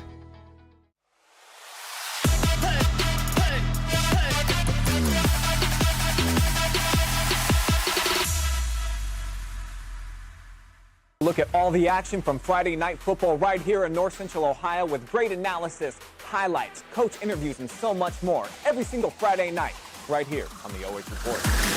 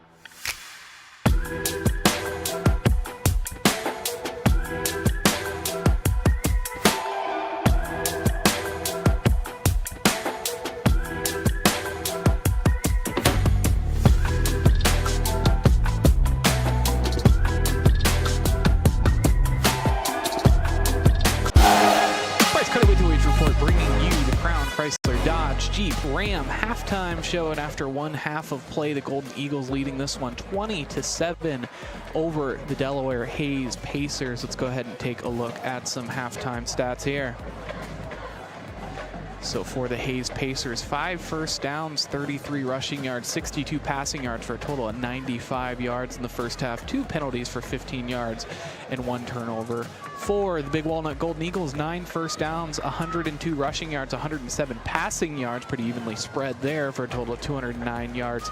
6 penalties though for 55 yards, really hurting them, and 0 turnovers on the ball game. And so the Golden Eagles obviously with a pretty handy lead here, but get the sense that it could be a lot more, despite, you know, a couple of really unfortunate calls and some penalties that have really set him back. Well, it probably could have been 34. Well, you had the roughing the kicker, which put Delaware Hayes at the 8-yard line, and that allowed them to score the touchdown instead of the Golden Eagles getting the ball inside the 20-yard line of Delaware Hayes. And then a couple field goals, some false starts that really hurt them in that scenario, then a holding penalty down here that took away a touchdown. It was an 8-yard run. And because of that, it feels like it should be a 34-7 game instead of a 20-7. But like we saw in the stats, it has really been all Golden Eagles football. They have dominated at the line of scrimmage. They've been able to run the ball effectively, which we knew they would be able to do, especially with Nolan Burley in the backfield. And Delaware Hayes has to find a way to step up. If this gets out of hand quickly, you could be seeing them going back to the locker rooms very upset. This was a game a year ago that Delaware Hayes won 38-31.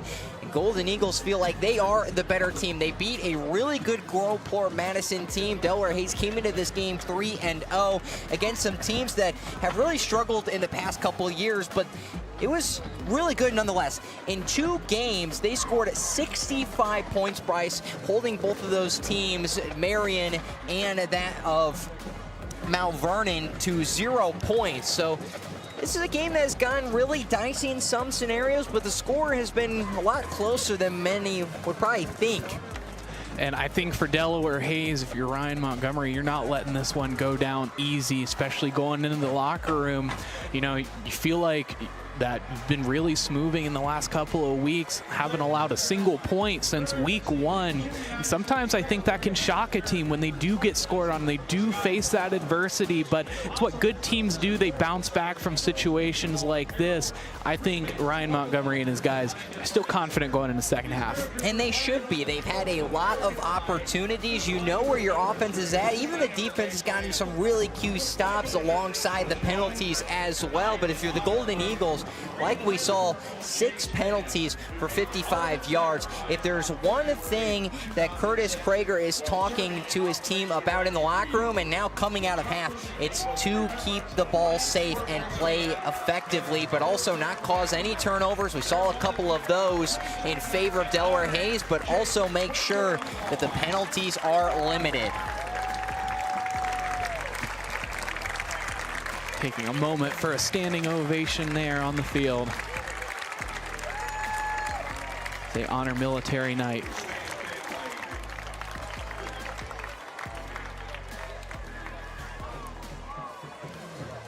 So that concludes the Crown Chrysler Dodge Jeep Ram halftime show.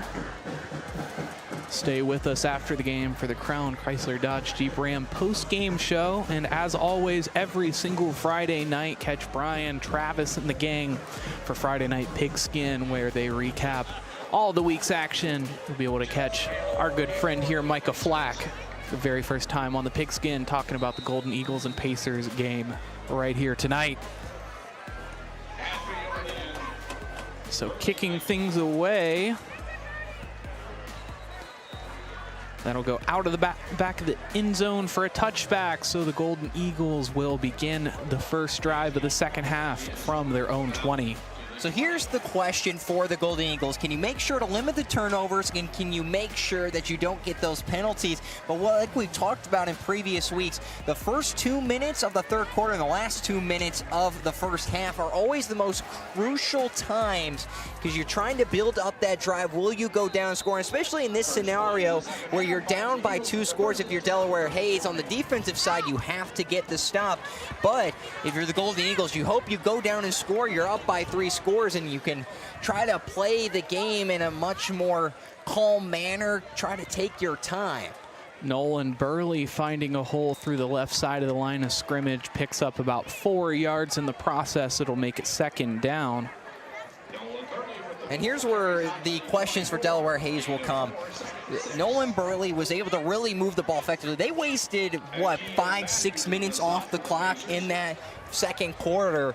And if they continue to do that in this game and then go down and score, you could effectively start to really run out this clock. There's still a lot of time. High school football, one of those sports you can't really predict. A lot of things can change. A lot can happen. We've already seen a lot of drama tonight with the interception, some big flags as well coming in. The tide of a football game at the high school level can turn at the flip of a hat. So we'll see what they can do. And again, it'll be another pickup of 4, and they're just getting themselves into 3rd and short.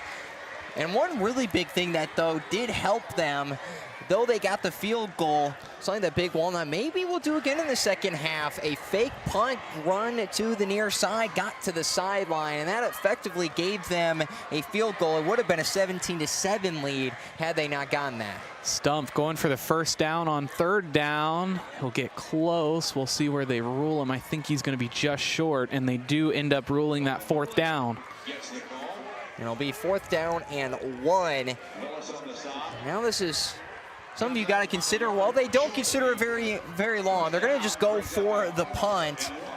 And you don't want to be so aggressive that you're doing too much when you already have a 2-score lead. Definitely way too much at stake here. If you're not able to pick up that extra yard, you're handing the Pacers the ball on enemy 29-yard line. And there's always a lot of pressure. The first Ohio Capital Conference game of the season. Both of these teams, some heated rivalries in the past years as well. Neff is going to take it himself one more time. He's past the first down marker, and he gets about 10 more before he runs out of bounds. I think that's a flag thrown, though. And the whistles blow quite quickly. We'll see what they decide to do. I think they just called it a holding. So that will bring them back. And like we said, maybe they would do the fake again as we look at the holding. And just gets him on the outside, not allow them to chase him down. Well, because of that, that will back them all the way up. It'll be 4th and long. They're for sure going to punt now. But like we said, a little bit of trickery going on for the Golden Eagles, and they were well in position to pick up that first down. So now it'll be a long one as they're backed all the way up to the 19-yard line, so makes that decision easy, as they'll certainly be punting now. 7th penalty of the night. Kick is up, lands on the Eagle, and trails towards the 50 before they finally touch it. It'll be ruled down at the Pacer 49-yard line. It was a punt that got past the 50-yard line, but took a very favorable bounce in fairness to Delaware Hayes. So they catch a big break again, Bryce. The penalties have killed the momentum and the drives. That would have been a more than a 4th down conversion, a pickup of probably about 12 for the Golden Eagles. And now the Pacers come back out, having an opportunity to go down the field and score in good position right at the 50. Definitely taking the wind out of the sails of the Golden Eagles there, as they had an easy first down off the fake punt, but this will set them back in pretty good field position for the Pacers as they hand it off to Aki. Aki jumps over a tackler, finally able to be brought down for a pickup of about 4.5. And both of these teams just trying to pick up the yardage on the ground, want to set up the pass through the run, just go through the middle. And a pickup of 4, 2nd down and 6. As the Pacers. Flag thrown on this one. It'll be a false start on the offense. That will back them up 5 yards, 2nd down and 11. And Delaware Hayes now starting to show a little bit of issues with the penalties. And it'll be on the left tackle. You can just kind of see him twitch, come up a little bit. And because of that, forced the defensive end to react. The officials saw it and will back him up 5 yards. So that makes it 2nd and 11. As Rowe takes the snap, and it's a quick pass to the inside receiver who makes the grab, and it's brought down just a few yards short of the first down marker. Garrett Brown with the reception. Garrett Brown makes the reception. You bring it back all the way within 2. 3rd down and 2 on a pass of 9. Right over the middle, and a good chunk play to put yourselves in a good position. Officially crossing over into Golden Eagle territory as they're on the Golden Eagle 42-yard line. The snap hands it off on 3rd and 2. Key able to pick up the 1st down and a few more. And a good job just being patient behind the offensive line. Cut back to the right side, was able to find the open gap, and you go for a pickup of about 5-6 yards. Definitely a much more up-tempo drive this time. They struggled out of their first few drives, but now a Key on the spin move crosses the line of scrimmage, and about 4 more make it 2nd down.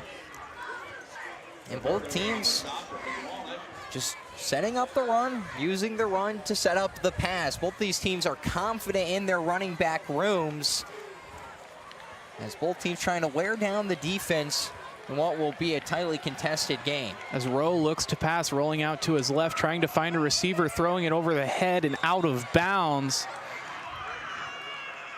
Number 7, Caleb Christian, the intended receiver there. So 3rd and 7, ball on the Big Walnut 34. So ways to go for that field goal if things do end here. It'd be a heartbreaker, as they are seldom getting into Big Walnut territory. 4 wide receivers, 2 on either side of him, puts a man in motion. The snap, looks to pass, blitzer there. Hit as he throws, able to pick it up at the 20-yard line before he's brought down, so it will be a 1st down. Pickup of about 14 total. And a good job, just a quick bullet pass over the middle, find the soft gap in the zone. Golden Eagles were quickly there to wrap them up, but a good job to get a pickup of 14. Jack Welcome, a good job of keeping his feet underneath him, working through the contact as they hand it off to a Key. A Key having trouble with this one as he's wrapped up in the gang of red jerseys. It'll be a pickup of about 1. And a note on the defensive stop. Gain of 2, 2nd and 8. 7 minutes and ticking here in the 3rd quarter as Rowe and his offense receives the play from the sideline. 3 wide receivers to his left, looks like will be the set. Golden Eagles with 2 in the box, 4 rushing. The snap, finds a man in the backfield off the pass, crosses the 1st down marker and more. He's heading towards the end zone. There's a flag thrown on the play. He crosses all the way into the end zone. We'll see what they end up calling that one. But if it does stand, It stands at a 19-yard touchdown, but it will be a false start again on the offense. And now this time in this quarter, the penalty's hurting Delaware Hayes.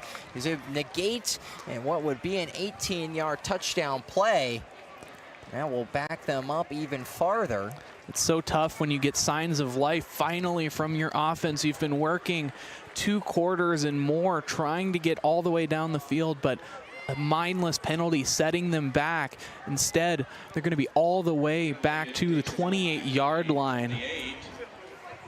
What was a glimpse of the end zone is now a 2nd and 18.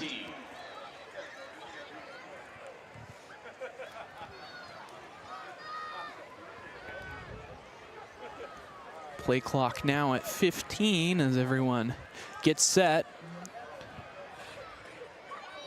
Lone safety in the backfield for the defense as Rowe rolls out. He's looking for a wide receiver on the left-hand side. It's a completed pass. I'm not sure if that one's going to be. And it will be called incomplete.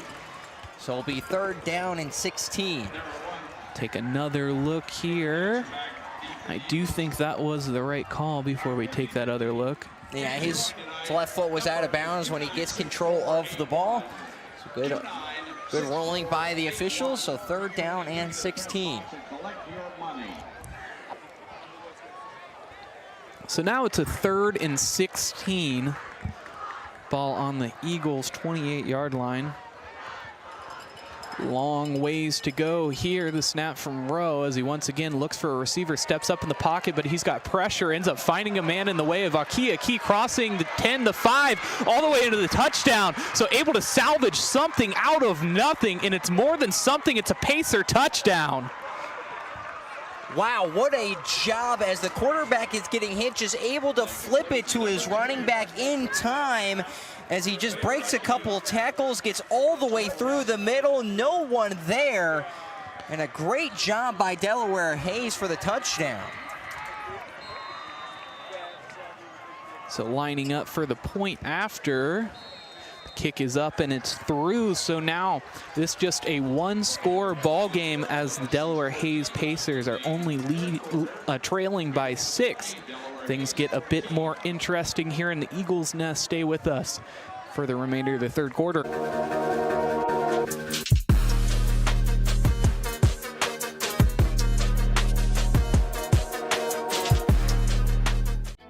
More than Crown. We are real people behind Crown of Dublin. Our service team is full of experts dedicated to providing your vehicle with care. Using only premium parts and equipment, schedule an appointment with Crown CDJR today. The better way to service.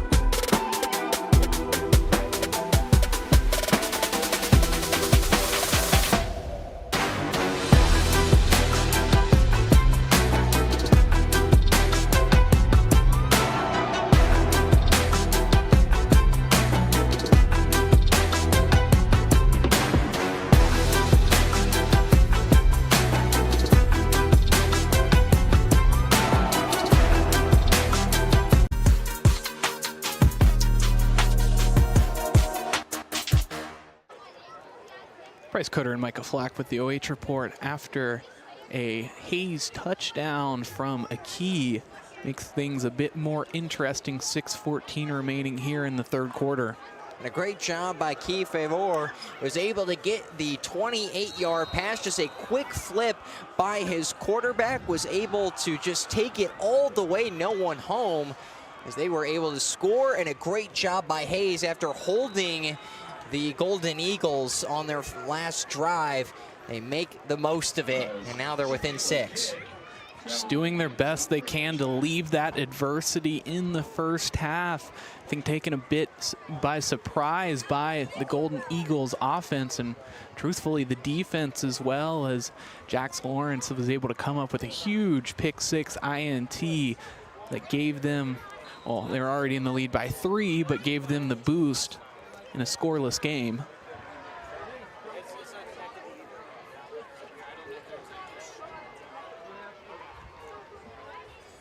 Now the snap, hands it off to Burley. Burley bounces off a block, continues to fight forward, and that's a healthy gain for about 7. And a good job by Burley, just continuing to put his shoulders down as he runs right through the middle, puts his hand off of one of his blockers. Delaware Hayes just trying to quickly make the tackle and not allow him to pick up any more.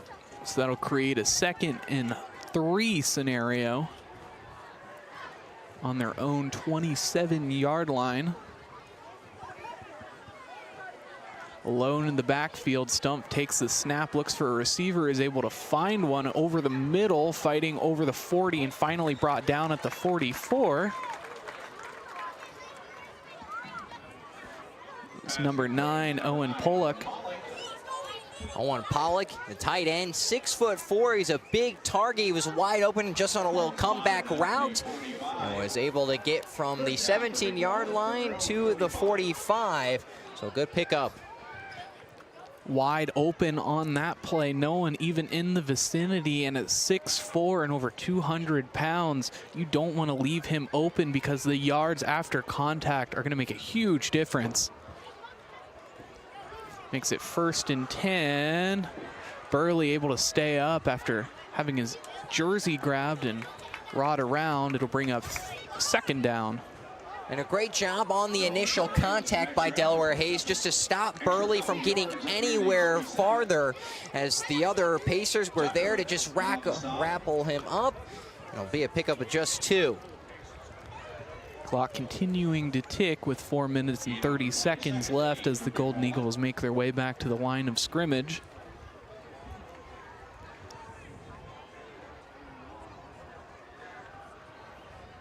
Pacers with 2 linebackers. The snap rolling out to his right. Stump finds a receiver crossing the 1st down marker and more. Aiden West with the reception on that one. A great job, a pickup of 9 yards. They've just able to find Adam West, their tight end, exactly where he needs to be. It's on the far side. As they continue to move the ball downfield, they look to respond to Delaware Hayes and run the lead back up to 2 scores.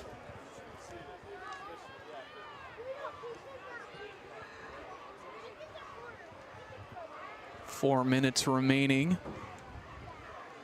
The snap rolling out to his right one more time. This one a designed QB run as he gets healthy yardage. And the Golden Eagles continue trugging along in this drive. And a good job just able to get it over to where his receiver was, as they've finding exactly where they need to go. A 7-yard run by Matthews. Full head of steam, just following a blocker all the way through across that 1st down marker, or towards the 1st down marker. It's 2nd and 3, where they were on their own 20. They're now on the Pacer 37. A lot of protection in the backfield for Stump as he hands it off to Burley. Burley falling forward, will be close to the 1st down marker. He picks up 2 extra yards on the gain, so 5-yard rush for Noah Burley. Continues to just run hard right up the middle. And just drags a defender with him past the line to gain. 13th 1st down of the game for Big Walnut to Hayes' 7.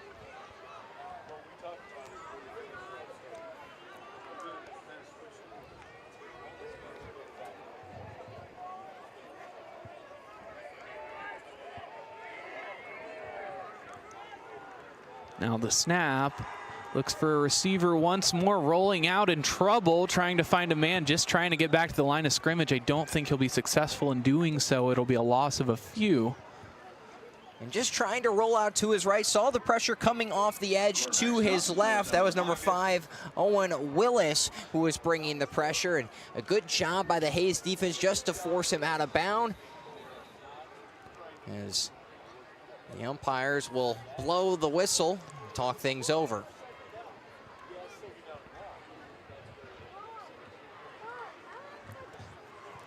I think just trying to back the sideline up there. Please reset the clock to 2:56. Reset to 2:56. Some issues with the scoreboard clock. Currently reading 4:49 seconds, but 2:56 is the correct time remaining here in the 3rd quarter.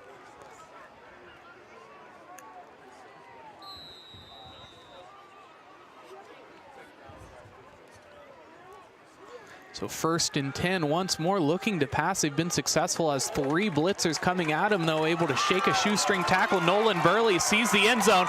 He's all the way in, virtually untouched. Nolan Burley with the touchdown.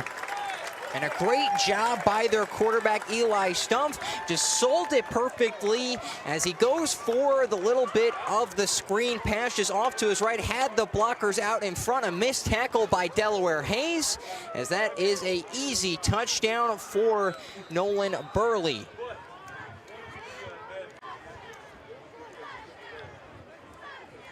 So now lining up for the point after. Make it a 13-point ball game if it's through. In fact, it is. We'll convert the point after. So we'll take a quick break. Golden Eagles leading this one by 13 with 2:47 remaining here in the 3rd quarter.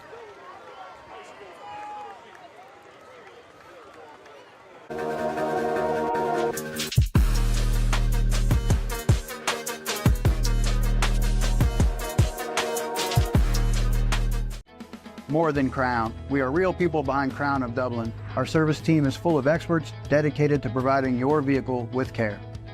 Using only premium parts and equipment, schedule an appointment with Crown CDJR today. The better way to service.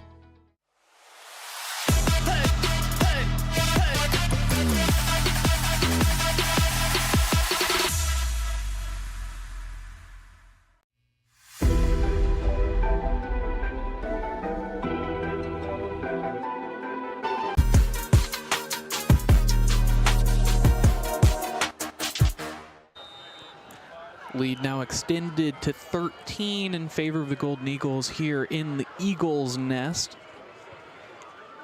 2:47 remaining here in the third quarter, kicking things away. The Hayes Pacers looking to respond. They were successful in their last drive, being backed up all the way to a 3rd and 16 scenario, but touchdown pass to a key, making all the difference.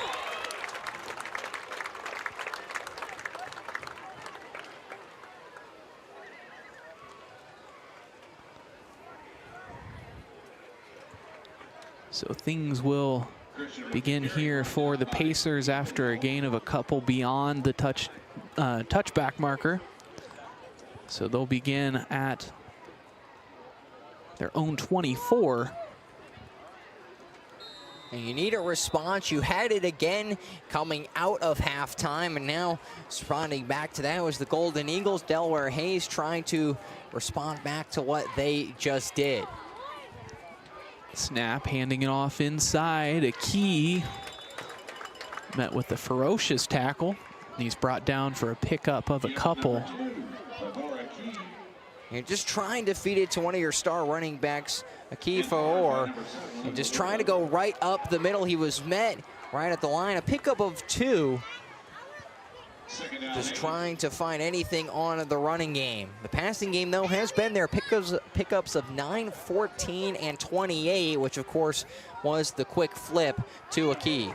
Absolutely drilled as he throws, but I think he was able to come up with the reception, and indeed he does, so it'll force a 3rd down scenario, but a few yards shorter after the grab.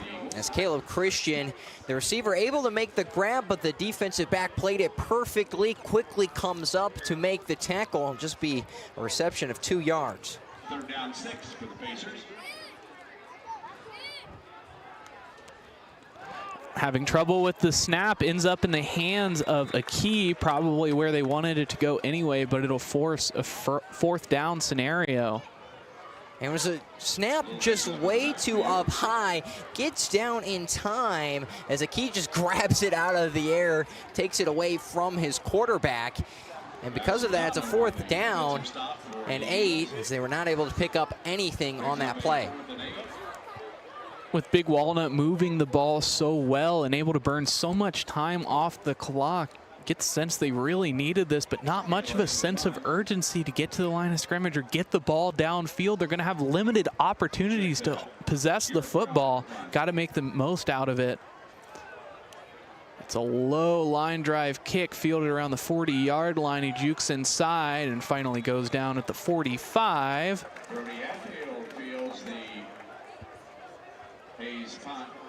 Slow to get up is Brody Hatfield.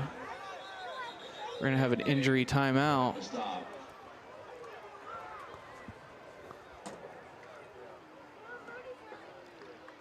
Going down hard. Oh, maybe something in the knee there. Hatfield is still down on the field.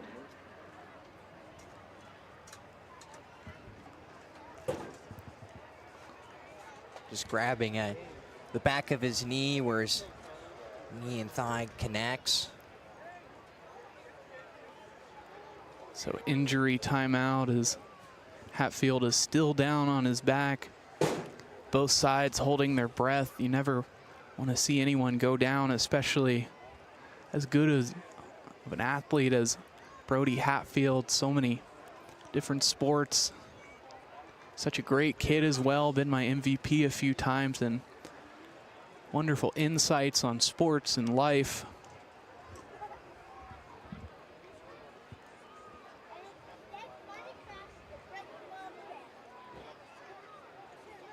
Stretching that out, which is definitely a good sign. They have his leg in the air, pushing against his heel towards his chin.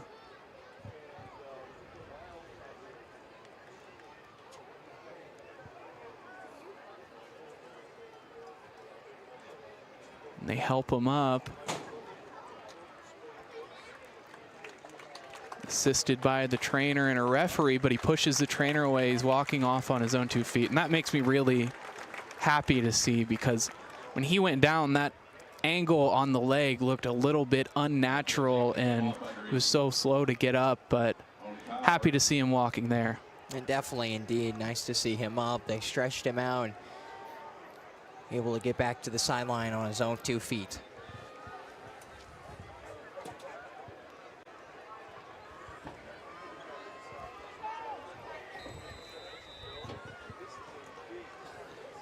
So resuming after the injury timeout, it'll be first down for Golden Eagles as Stump fakes the handoff, takes it himself, but ultimately not a wise decision as he only picks up about 1 yard. And he was really deciding there till the last second. You can see in his eyes, really was holding it, looking up the middle, trying to see where the linebackers would move. Thought that he had a crease and not able to find it. It was just a pickup of 1. Eli Stump with the ball on the carry. Could be the final play of the quarters. Play clock just 1 second in front of the game clock. Snap, they will end up using a play here as they hand it off to Burley. Burley with a full head of steam, stumbling forward, picking up an extra 5 yards there after that. But after 3 quarters of play, the score stands at 27-14 in favor of the Big Walnut Golden Eagles over the Delaware Hayes Pacers. 1 quarter of play remaining. Stay with us for the conclusion of this ball game.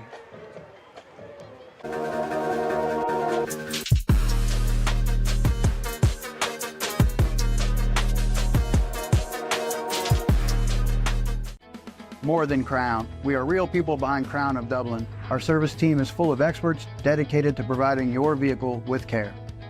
Using only premium parts and equipment, schedule an appointment with Crown CDJR today. The better way to service.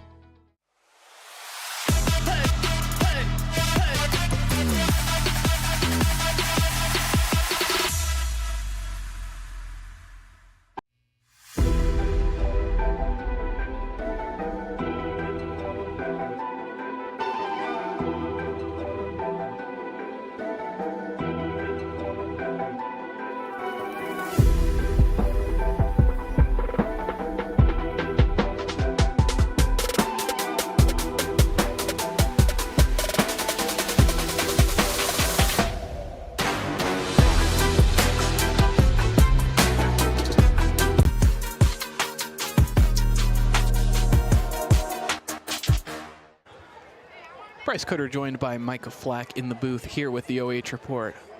Joining you for the fourth quarter, sorry.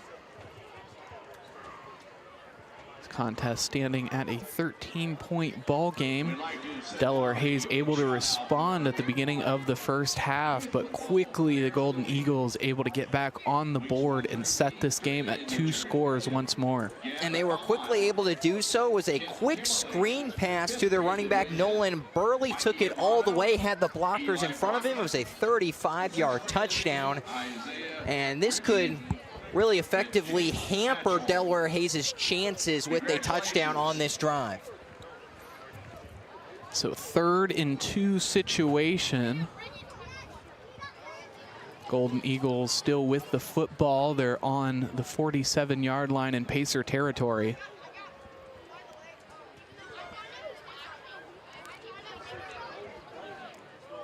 And we wait.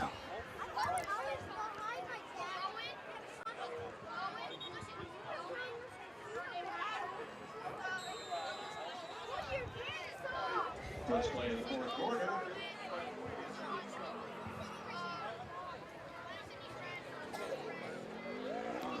And fourth quarter here, 3rd down, fighting forward. I do think he's going to cross that first down marker. And he will, just just past that first down marker, and that's what you want to see. Hand it off to your big running back, Burley. And get a pickup of 4. Continuing to eat clock as the time ticks still. Fourth quarter, if they were able to score here to make it a 3-possession ball game, that would be a real game changer. That would be huge in favor of the Golden Eagles. Delaware Hayes has not been down by more than 2 scores tonight. The snap, stumped the throw, but can't make the grab. Brody Hatfield off the hands.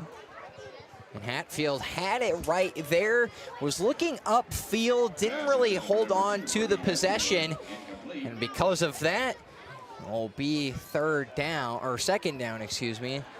Quick lateral movement from Brody Hatfield, which is definitely great to see after the injury. Means that he's loosened up a little bit.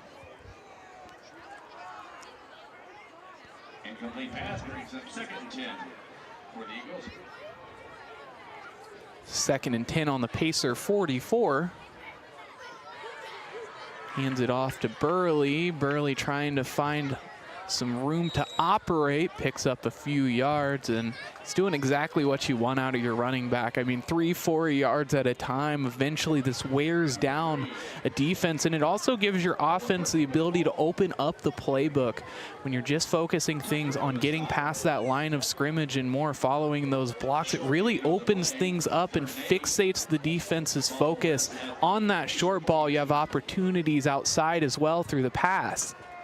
And it does indeed. It just allows you to create something. Now an empty backfield. We'll see what the quarterback of Eli Strumpf will do. Seen him take it himself once, not this time though. Quick off the edge, he's in trouble and brought down in the backfield for a sack.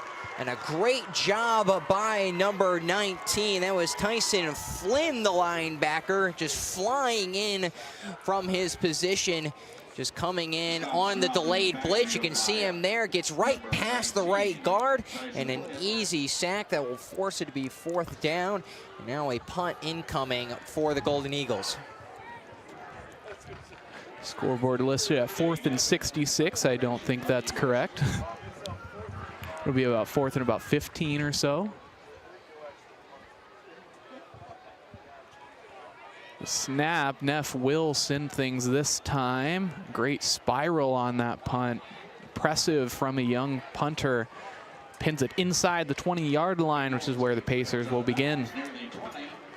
Now the Pacers were able to get a huge stop. The sack really stopped the momentum of the Golden Eagles. You're down by 2 scores. We saw them bring it back to within 1. This is a cataclysmic drive really for Delaware Hayes. But you just want to see them get on the board, especially with a touchdown. And the Pacers really struggling to find synchronicity between the offense and defense. I mean, you see drives where they really step up defensively and they get big stops that they need to, but then on the offensive end they aren't able to convert, and vice versa has really been the story of tonight. They've had, you know, flashes of things to be proud of, but not able to piece it together as he is pushed out of bounds for a pickup of about 8. It's a pickup of 8 for Owen Willis. Just tossing it over to him.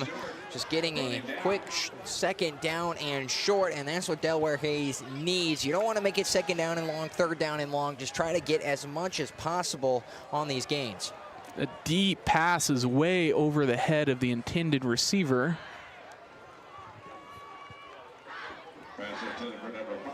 So that brings up 3rd down, 3rd and 2, it looks like.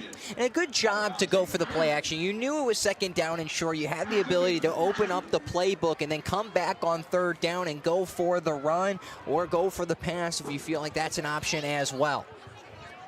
Inside of 10 minutes remaining in this ball game, and Hayes Pacers need scores to stay in this one. They've got the ball now and are hopeful for this drive. They're on their own 26-yard line. They hand it off, this time to a different running back. Looks like Owen Willis.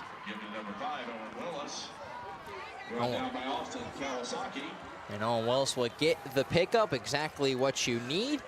Pickup of about 4 on the rush. Now it's first down as the clock stops. They go out of bounds. Great job by them. You want to try to save as much time as possible.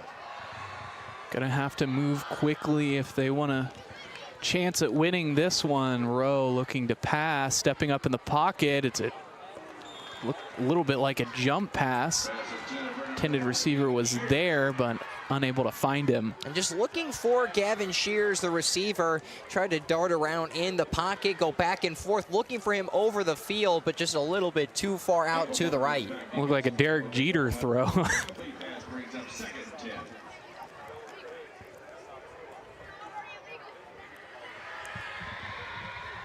Back to the line of scrimmage. It's 2nd down and 10, the snap. Hands it off once more to Willis.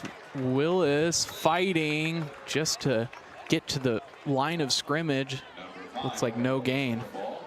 Looks like he'll get just back to line of scrimmage, and they were there quickly. Finally there to wrap him up was number 5. That was Jax Lawrence, who got the pick 6. This is a great 3rd down and 11, so they'll actually mark it as -1 on the rush.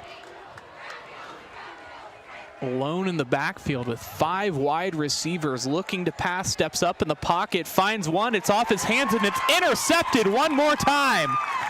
Jake Neff.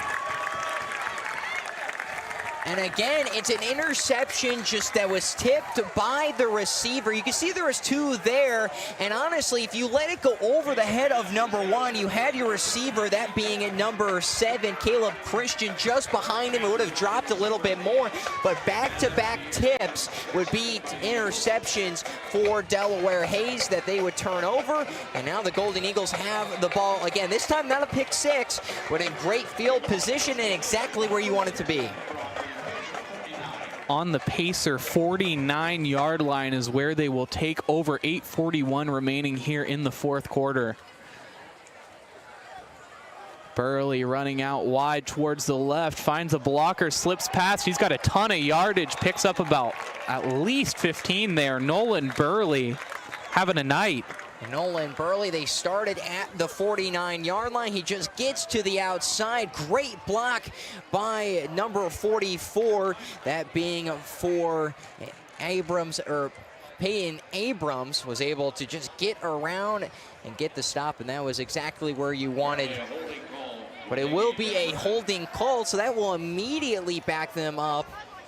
And that's what Delaware Hayes likes to see, and this is just continued to bog down the Golden Eagles offense. They do call that hold, so it'll back them up.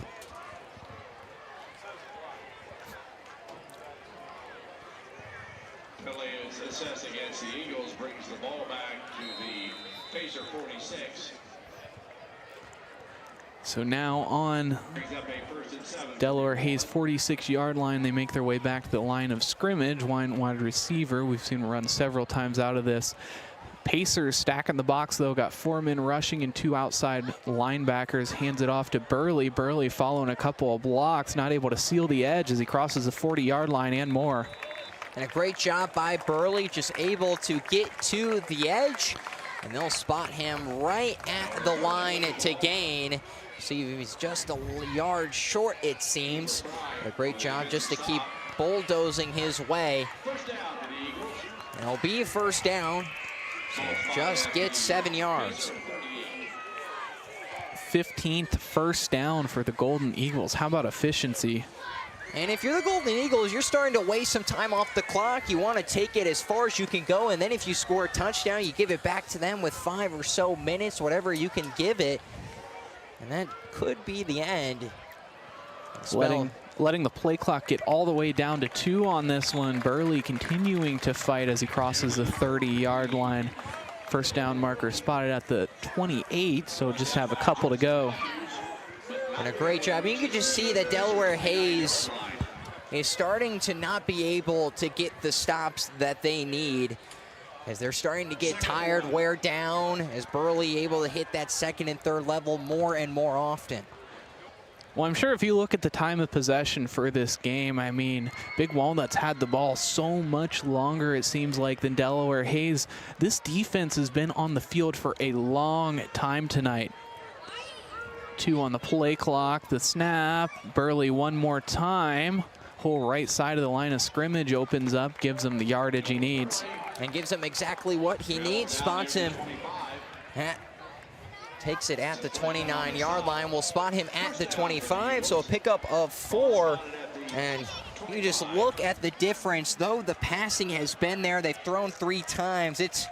I can't even do the math, Bryce. Probably well over 12 to 13 carries in this second half. And you would think that that's what any high school football program would love, right? Being able to run the football so effectively, using the pass when you need to, or really just when you want to because you can, but still so effective in the running game for the Golden Eagles. One more time, they'll give it to Burley, who's in trouble at the line of scrimmage. It will be a loss of about 2. And if you're Delaware Hayes, you have 3 timeouts. Give them a minus of 1 on the rush. Loss of about a yard brings up 2nd and 11. And you bring it down to 6 minutes. Like we said, if they can give it to them within 5 minutes, under 5 minutes with a touchdown, it's going to be quite tough. You're going to need some quick offensive movement by Delaware Hayes. We'll see what the Golden Eagles can do. They're backed up deep.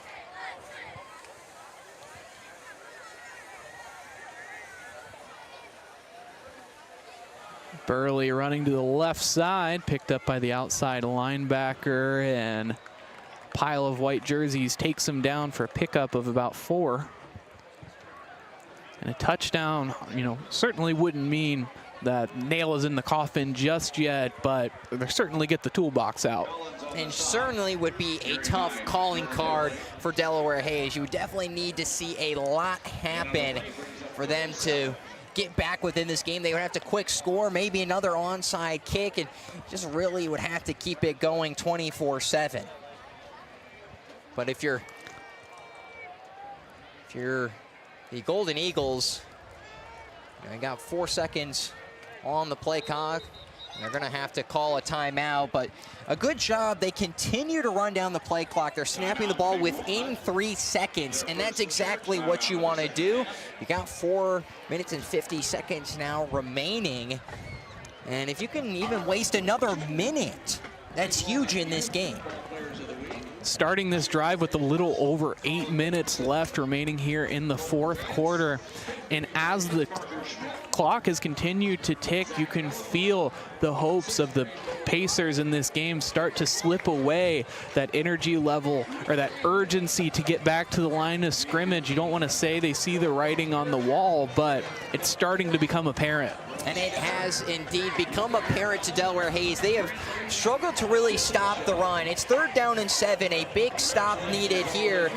But if you're the Golden Eagles, you might go for it depending on what it is, or they might just instead go for the field goal. And if you do that, that would put you up by 16. It would be 2 scores and more. They'd have to complete at least a 2-point conversion and try to put themselves in a good spot.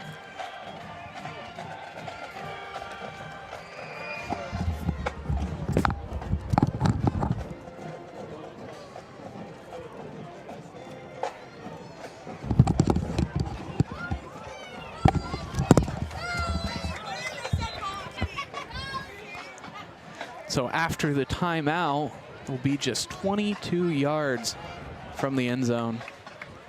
And you're right there, just a couple more rushes, see what you can do on this drive. Come back with a 3rd and 7 scenario. Eagles left with 2 timeouts to the Pacers 3. Stump puts a man in motion. Snap, hands it out. No, instead takes it himself, rolling out towards his right, finds a receiver on a diving catch. Looks like Brody Hatfield able to come up with it. What a phenomenal grab. And a great job by Hatfield. Thought about they might run it to the outside. And we'll...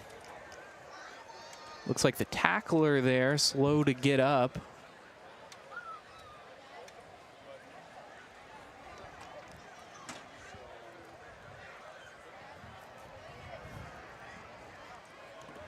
Still on the ground there, tried to get up, but was unable to. Looks like it's number 11, Kamori Telfair. Coach Ryan Montgomery checking on his guy as they help him up on his feet. And walking unassisted towards the sideline, that's what we like to see.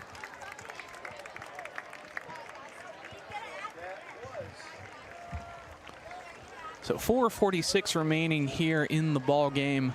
Golden Eagles leading this one 27-14 over the Delaware Hayes Pacers. It brings up a 1st and 10 ball on the Pacer 15-yard line. Threatening to cross the goal line once more and make this a 3-score ball game.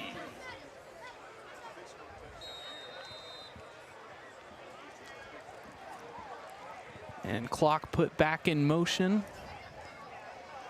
Now, if you're the Golden Eagles, you're going to let this go all the way down. There's no rush. Defense even knowing it, not even setting. Just going to kind of wait this out. And a touchdown here, I think at this point is fatal. You're going to be pretty much to 4 minutes. You'd have to pretty much have a miracle to get within striking distance. I think if they were able to come up with some sort of turnover even here, their chances are slim of finding 2 touchdowns in a game that's already been difficult. As a flag comes in, Nolan Burley with the carry. Nolan Burley with the ball. Flag down in the defensive backfield. As it's in the defensive backfield, so it'll be called on Delaware Hayes. And that will move them even closer. So a drive that they really needed to be able to get back into this ball game has been a bit of a disaster for the Pacers. Face mask penalty will be assessed against the Pacers. And it was a huge face mask penalty as well. So that puts them all the way at the 4-yard line. The clock is running, 30 seconds. You know, you're just going to waste as much as possible. By the time Delaware Hayes touches this ball, there's going to be about 3 minutes remaining.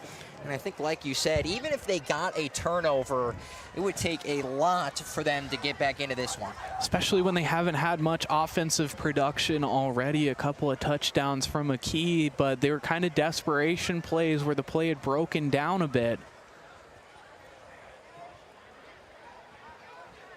Snap, Burley crosses into the end zone. It's another Burley touchdown. And a great job. It was great misdirection by the motion man on the receiver, as there will be... Looks like a man slow to get up.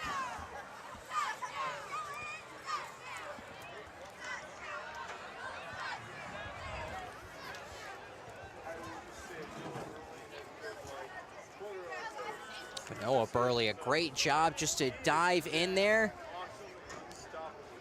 And you can see the injured offensive lineman as he gets tangled up with the feet of a Pacer.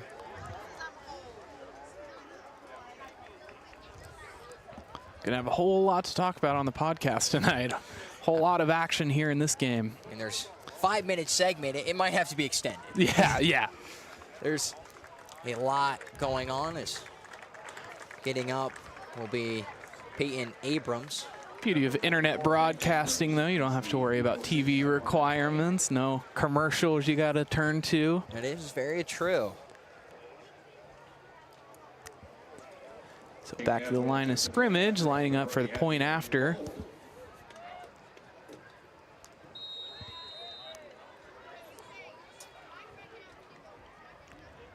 Kick is up, and it's through, so 3:23 remaining here in the 4th quarter. Big Walnut takes a 20-point lead over the Delaware Hayes Pacers. Stay with us for the conclusion of this ball.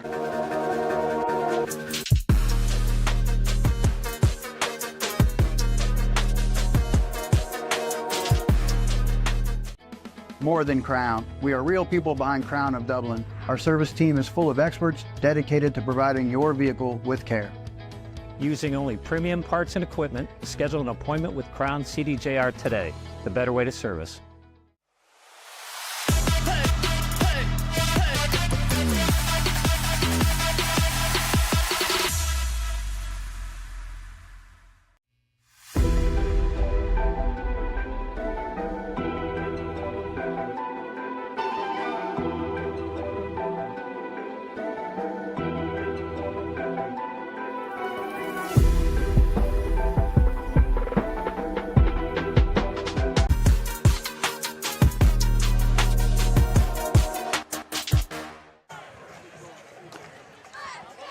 Bryce Coder, Micah Flack with the OH Report, joining you with 3:23 remaining here in the fourth quarter. Big Walnut taking a 20-point lead, 34-14 over the Delaware Hayes Pacers after a touchdown from Nolan Burley, who has been absolutely dynamic tonight. This kickoff will go out of bounds, so an illegal procedure will send them forward.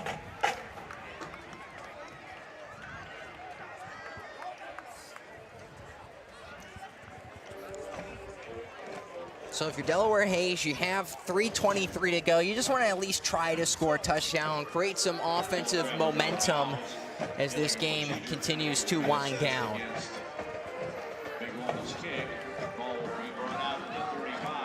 So we'll see how the Pacers come out here. I mean, a couple of different ways you could come out, you know, trying to get something to take home with you, something to feel good about going into next week, or they can run this thing out.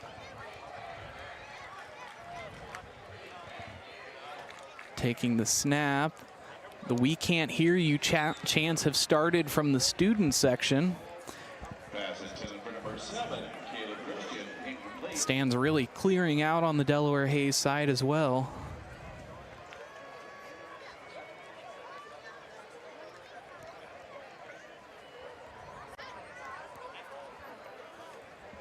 Incomplete pass brings up 2nd and 10.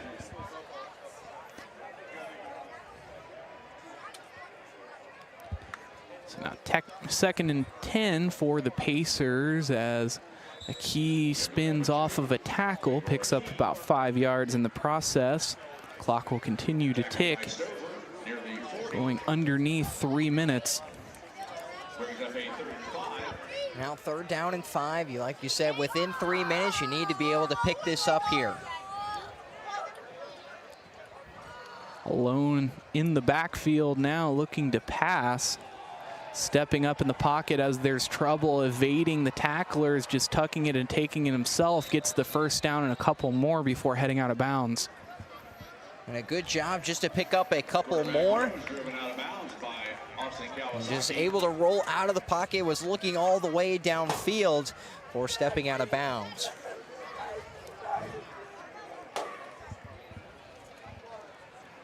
But instead, I think they just called a holding penalty, so it'll back the Pacers up more.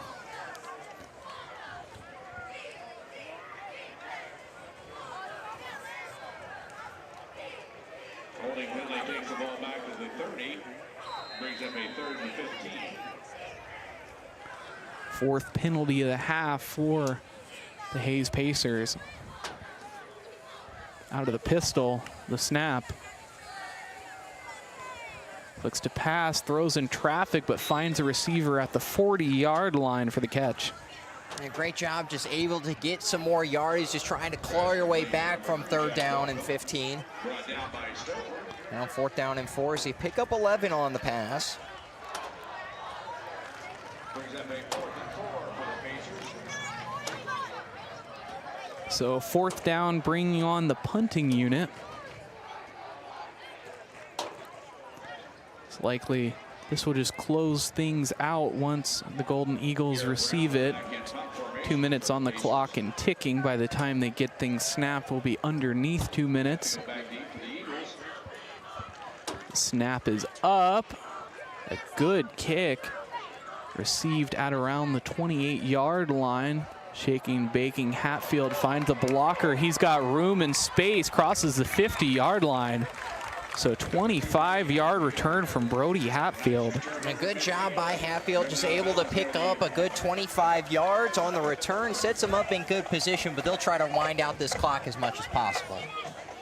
It'll be a hard-fought victory for the Golden Eagles. They got out ahead early, but the Pacers never really went away. It ended up being the key drive here in the 4th quarter where they were able to pull about 5 minutes off the clock, and that really spelled trouble for the Pacers once they converted that touchdown. We stand at 3 scores.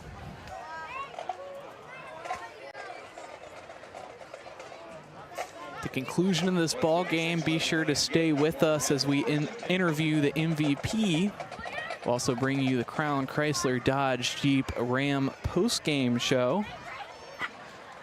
later on tonight around 11 o'clock-ish, as there's a broken tackle. That's Jace Murray all the way into the end zone. It's a 50-yard touchdown. We're not done yet. 50-yard touchdown, just finds the crease, able to break through, and there was clear daylight. An easy 50-yard touchdown. What was intended just to be a play to run down the clock culminates in a touchdown as the Golden Eagles line up for a PAT.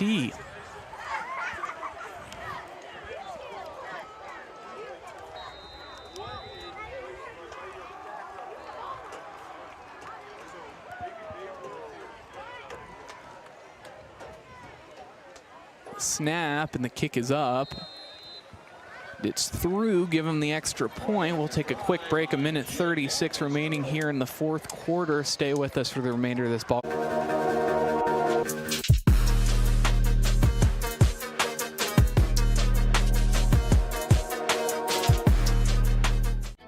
More than Crown. We are real people behind Crown of Dublin. Our service team is full of experts dedicated to providing your vehicle with care.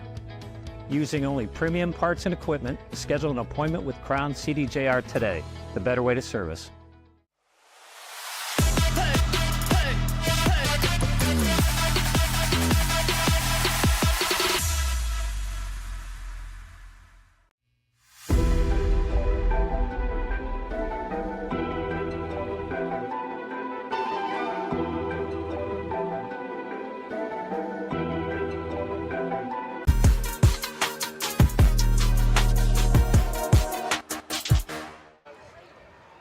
Bryce Coder, Micah Flack with the OH report, 1:36 remaining in this ball game, but not before a score. One more score from the Big Walnut Golden Eagles, 50-yard touchdown run.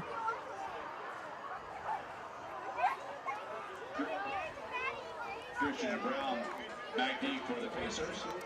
Jake Neff to kick off for the Walnut. And Neff kicked things underway. It's a good kick that's picked up around the 1-yard line. They'll take it out. Mashed up at the 20-yard line, finally brought down. Pacers will begin at the 23. Now after giving up another touchdown, 50-yard rush, got a minute and a half. We'll see what they decide to do. They can either decide to run out the clock or possibly try to go for something.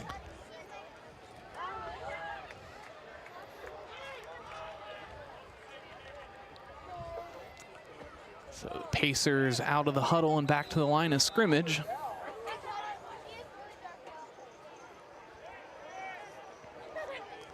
Just 90 seconds remaining on this first down.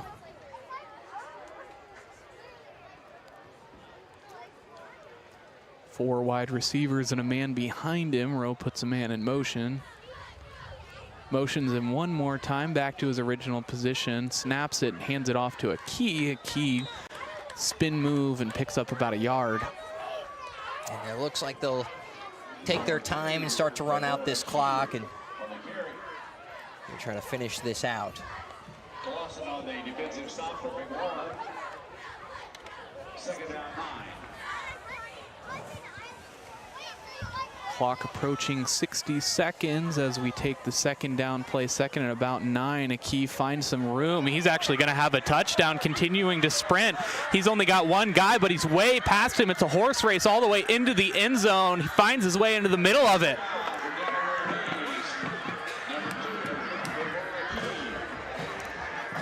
So Akey will add one to his record before leaving the Eagles' nest tonight.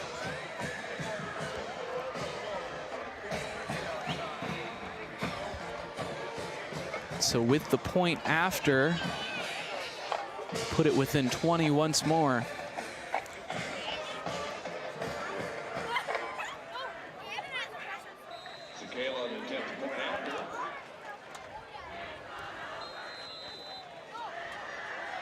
The kick is up and through, so the lead now stands at 20.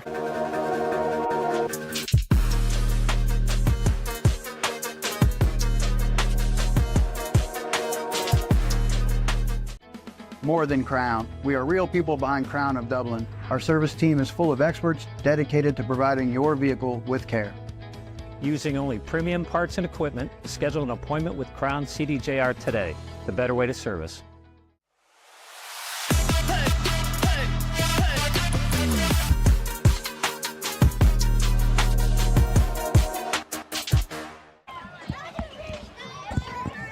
Bryce Coder, Micah Flack with the OH report, and only 50 seconds remain in this ball game, but both teams taking the opportunity to score as Delaware Hayes just picked up a huge rushing touchdown from Aki. A great night for the running back so far tonight.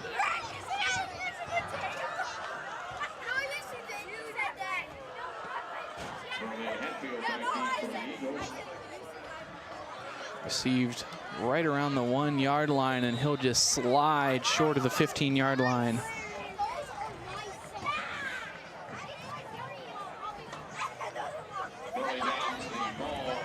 Inside the 15.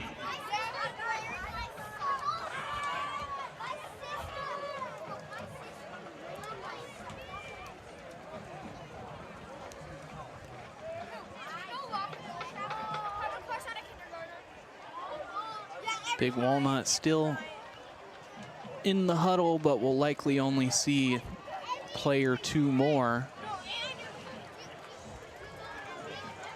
Please reset the clock to 45 seconds. So eating 5 seconds off the play clock. Fans starting to make their way out of the building.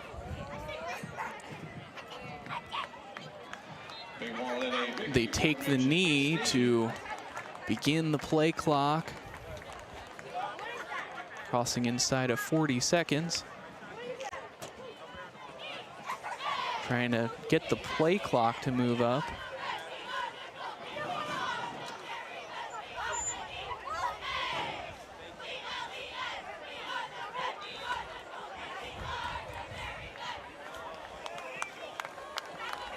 So play and game clock at the same level. We're gonna wrap up here. The Golden Eagles picking up the victory 41-21, avenging the regular season loss last season against Delaware Hayes.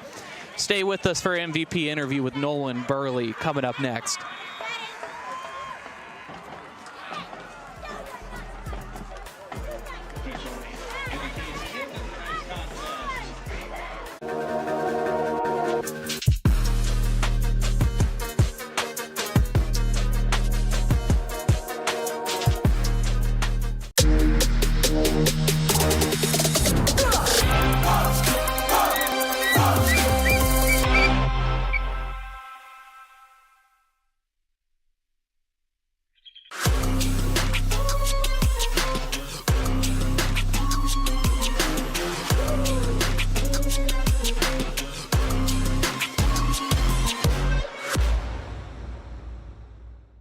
More than Crown, we are the real people behind Crown CDJR of Dublin. Every member of our sales team is dedicated to providing you an excellent customer experience. Find the right vehicle for you and your lifestyle is a Crown Chrysler Jeep Dodge Ram today, the better way to buy.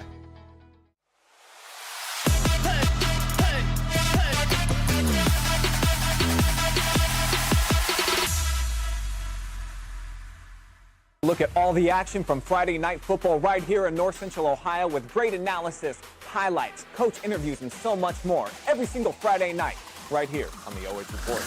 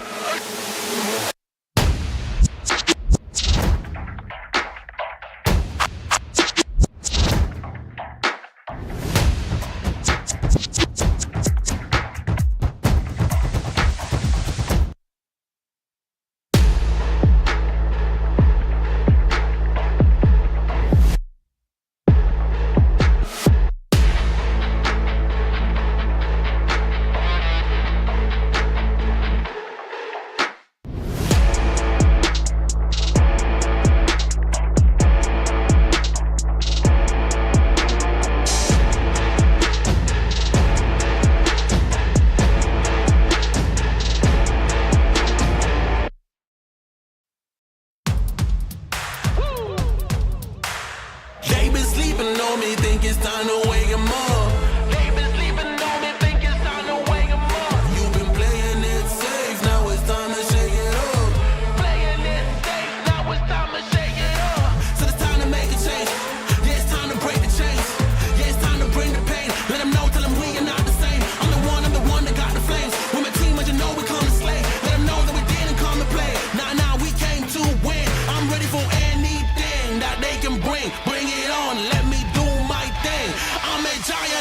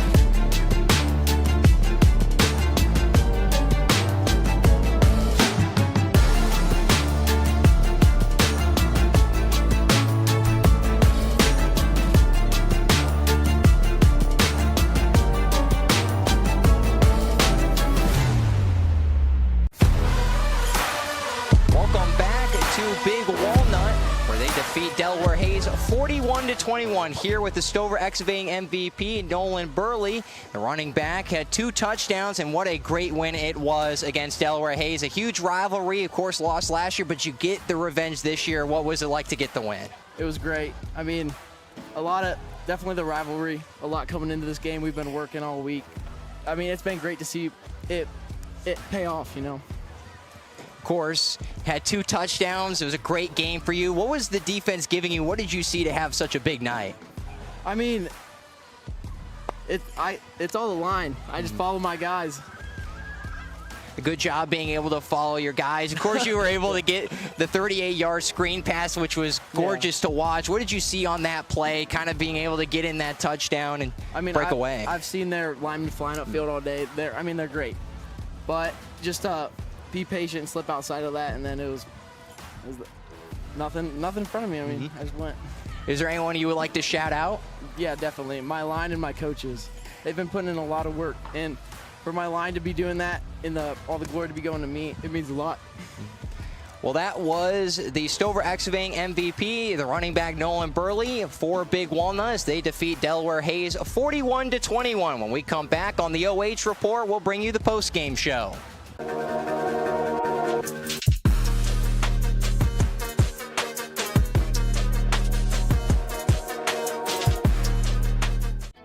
More than Crown. We are real people behind Crown of Dublin. Our service team is full of experts dedicated to providing your vehicle with care. Using only premium parts and equipment, schedule an appointment with Crown CDJR today. The better way to service.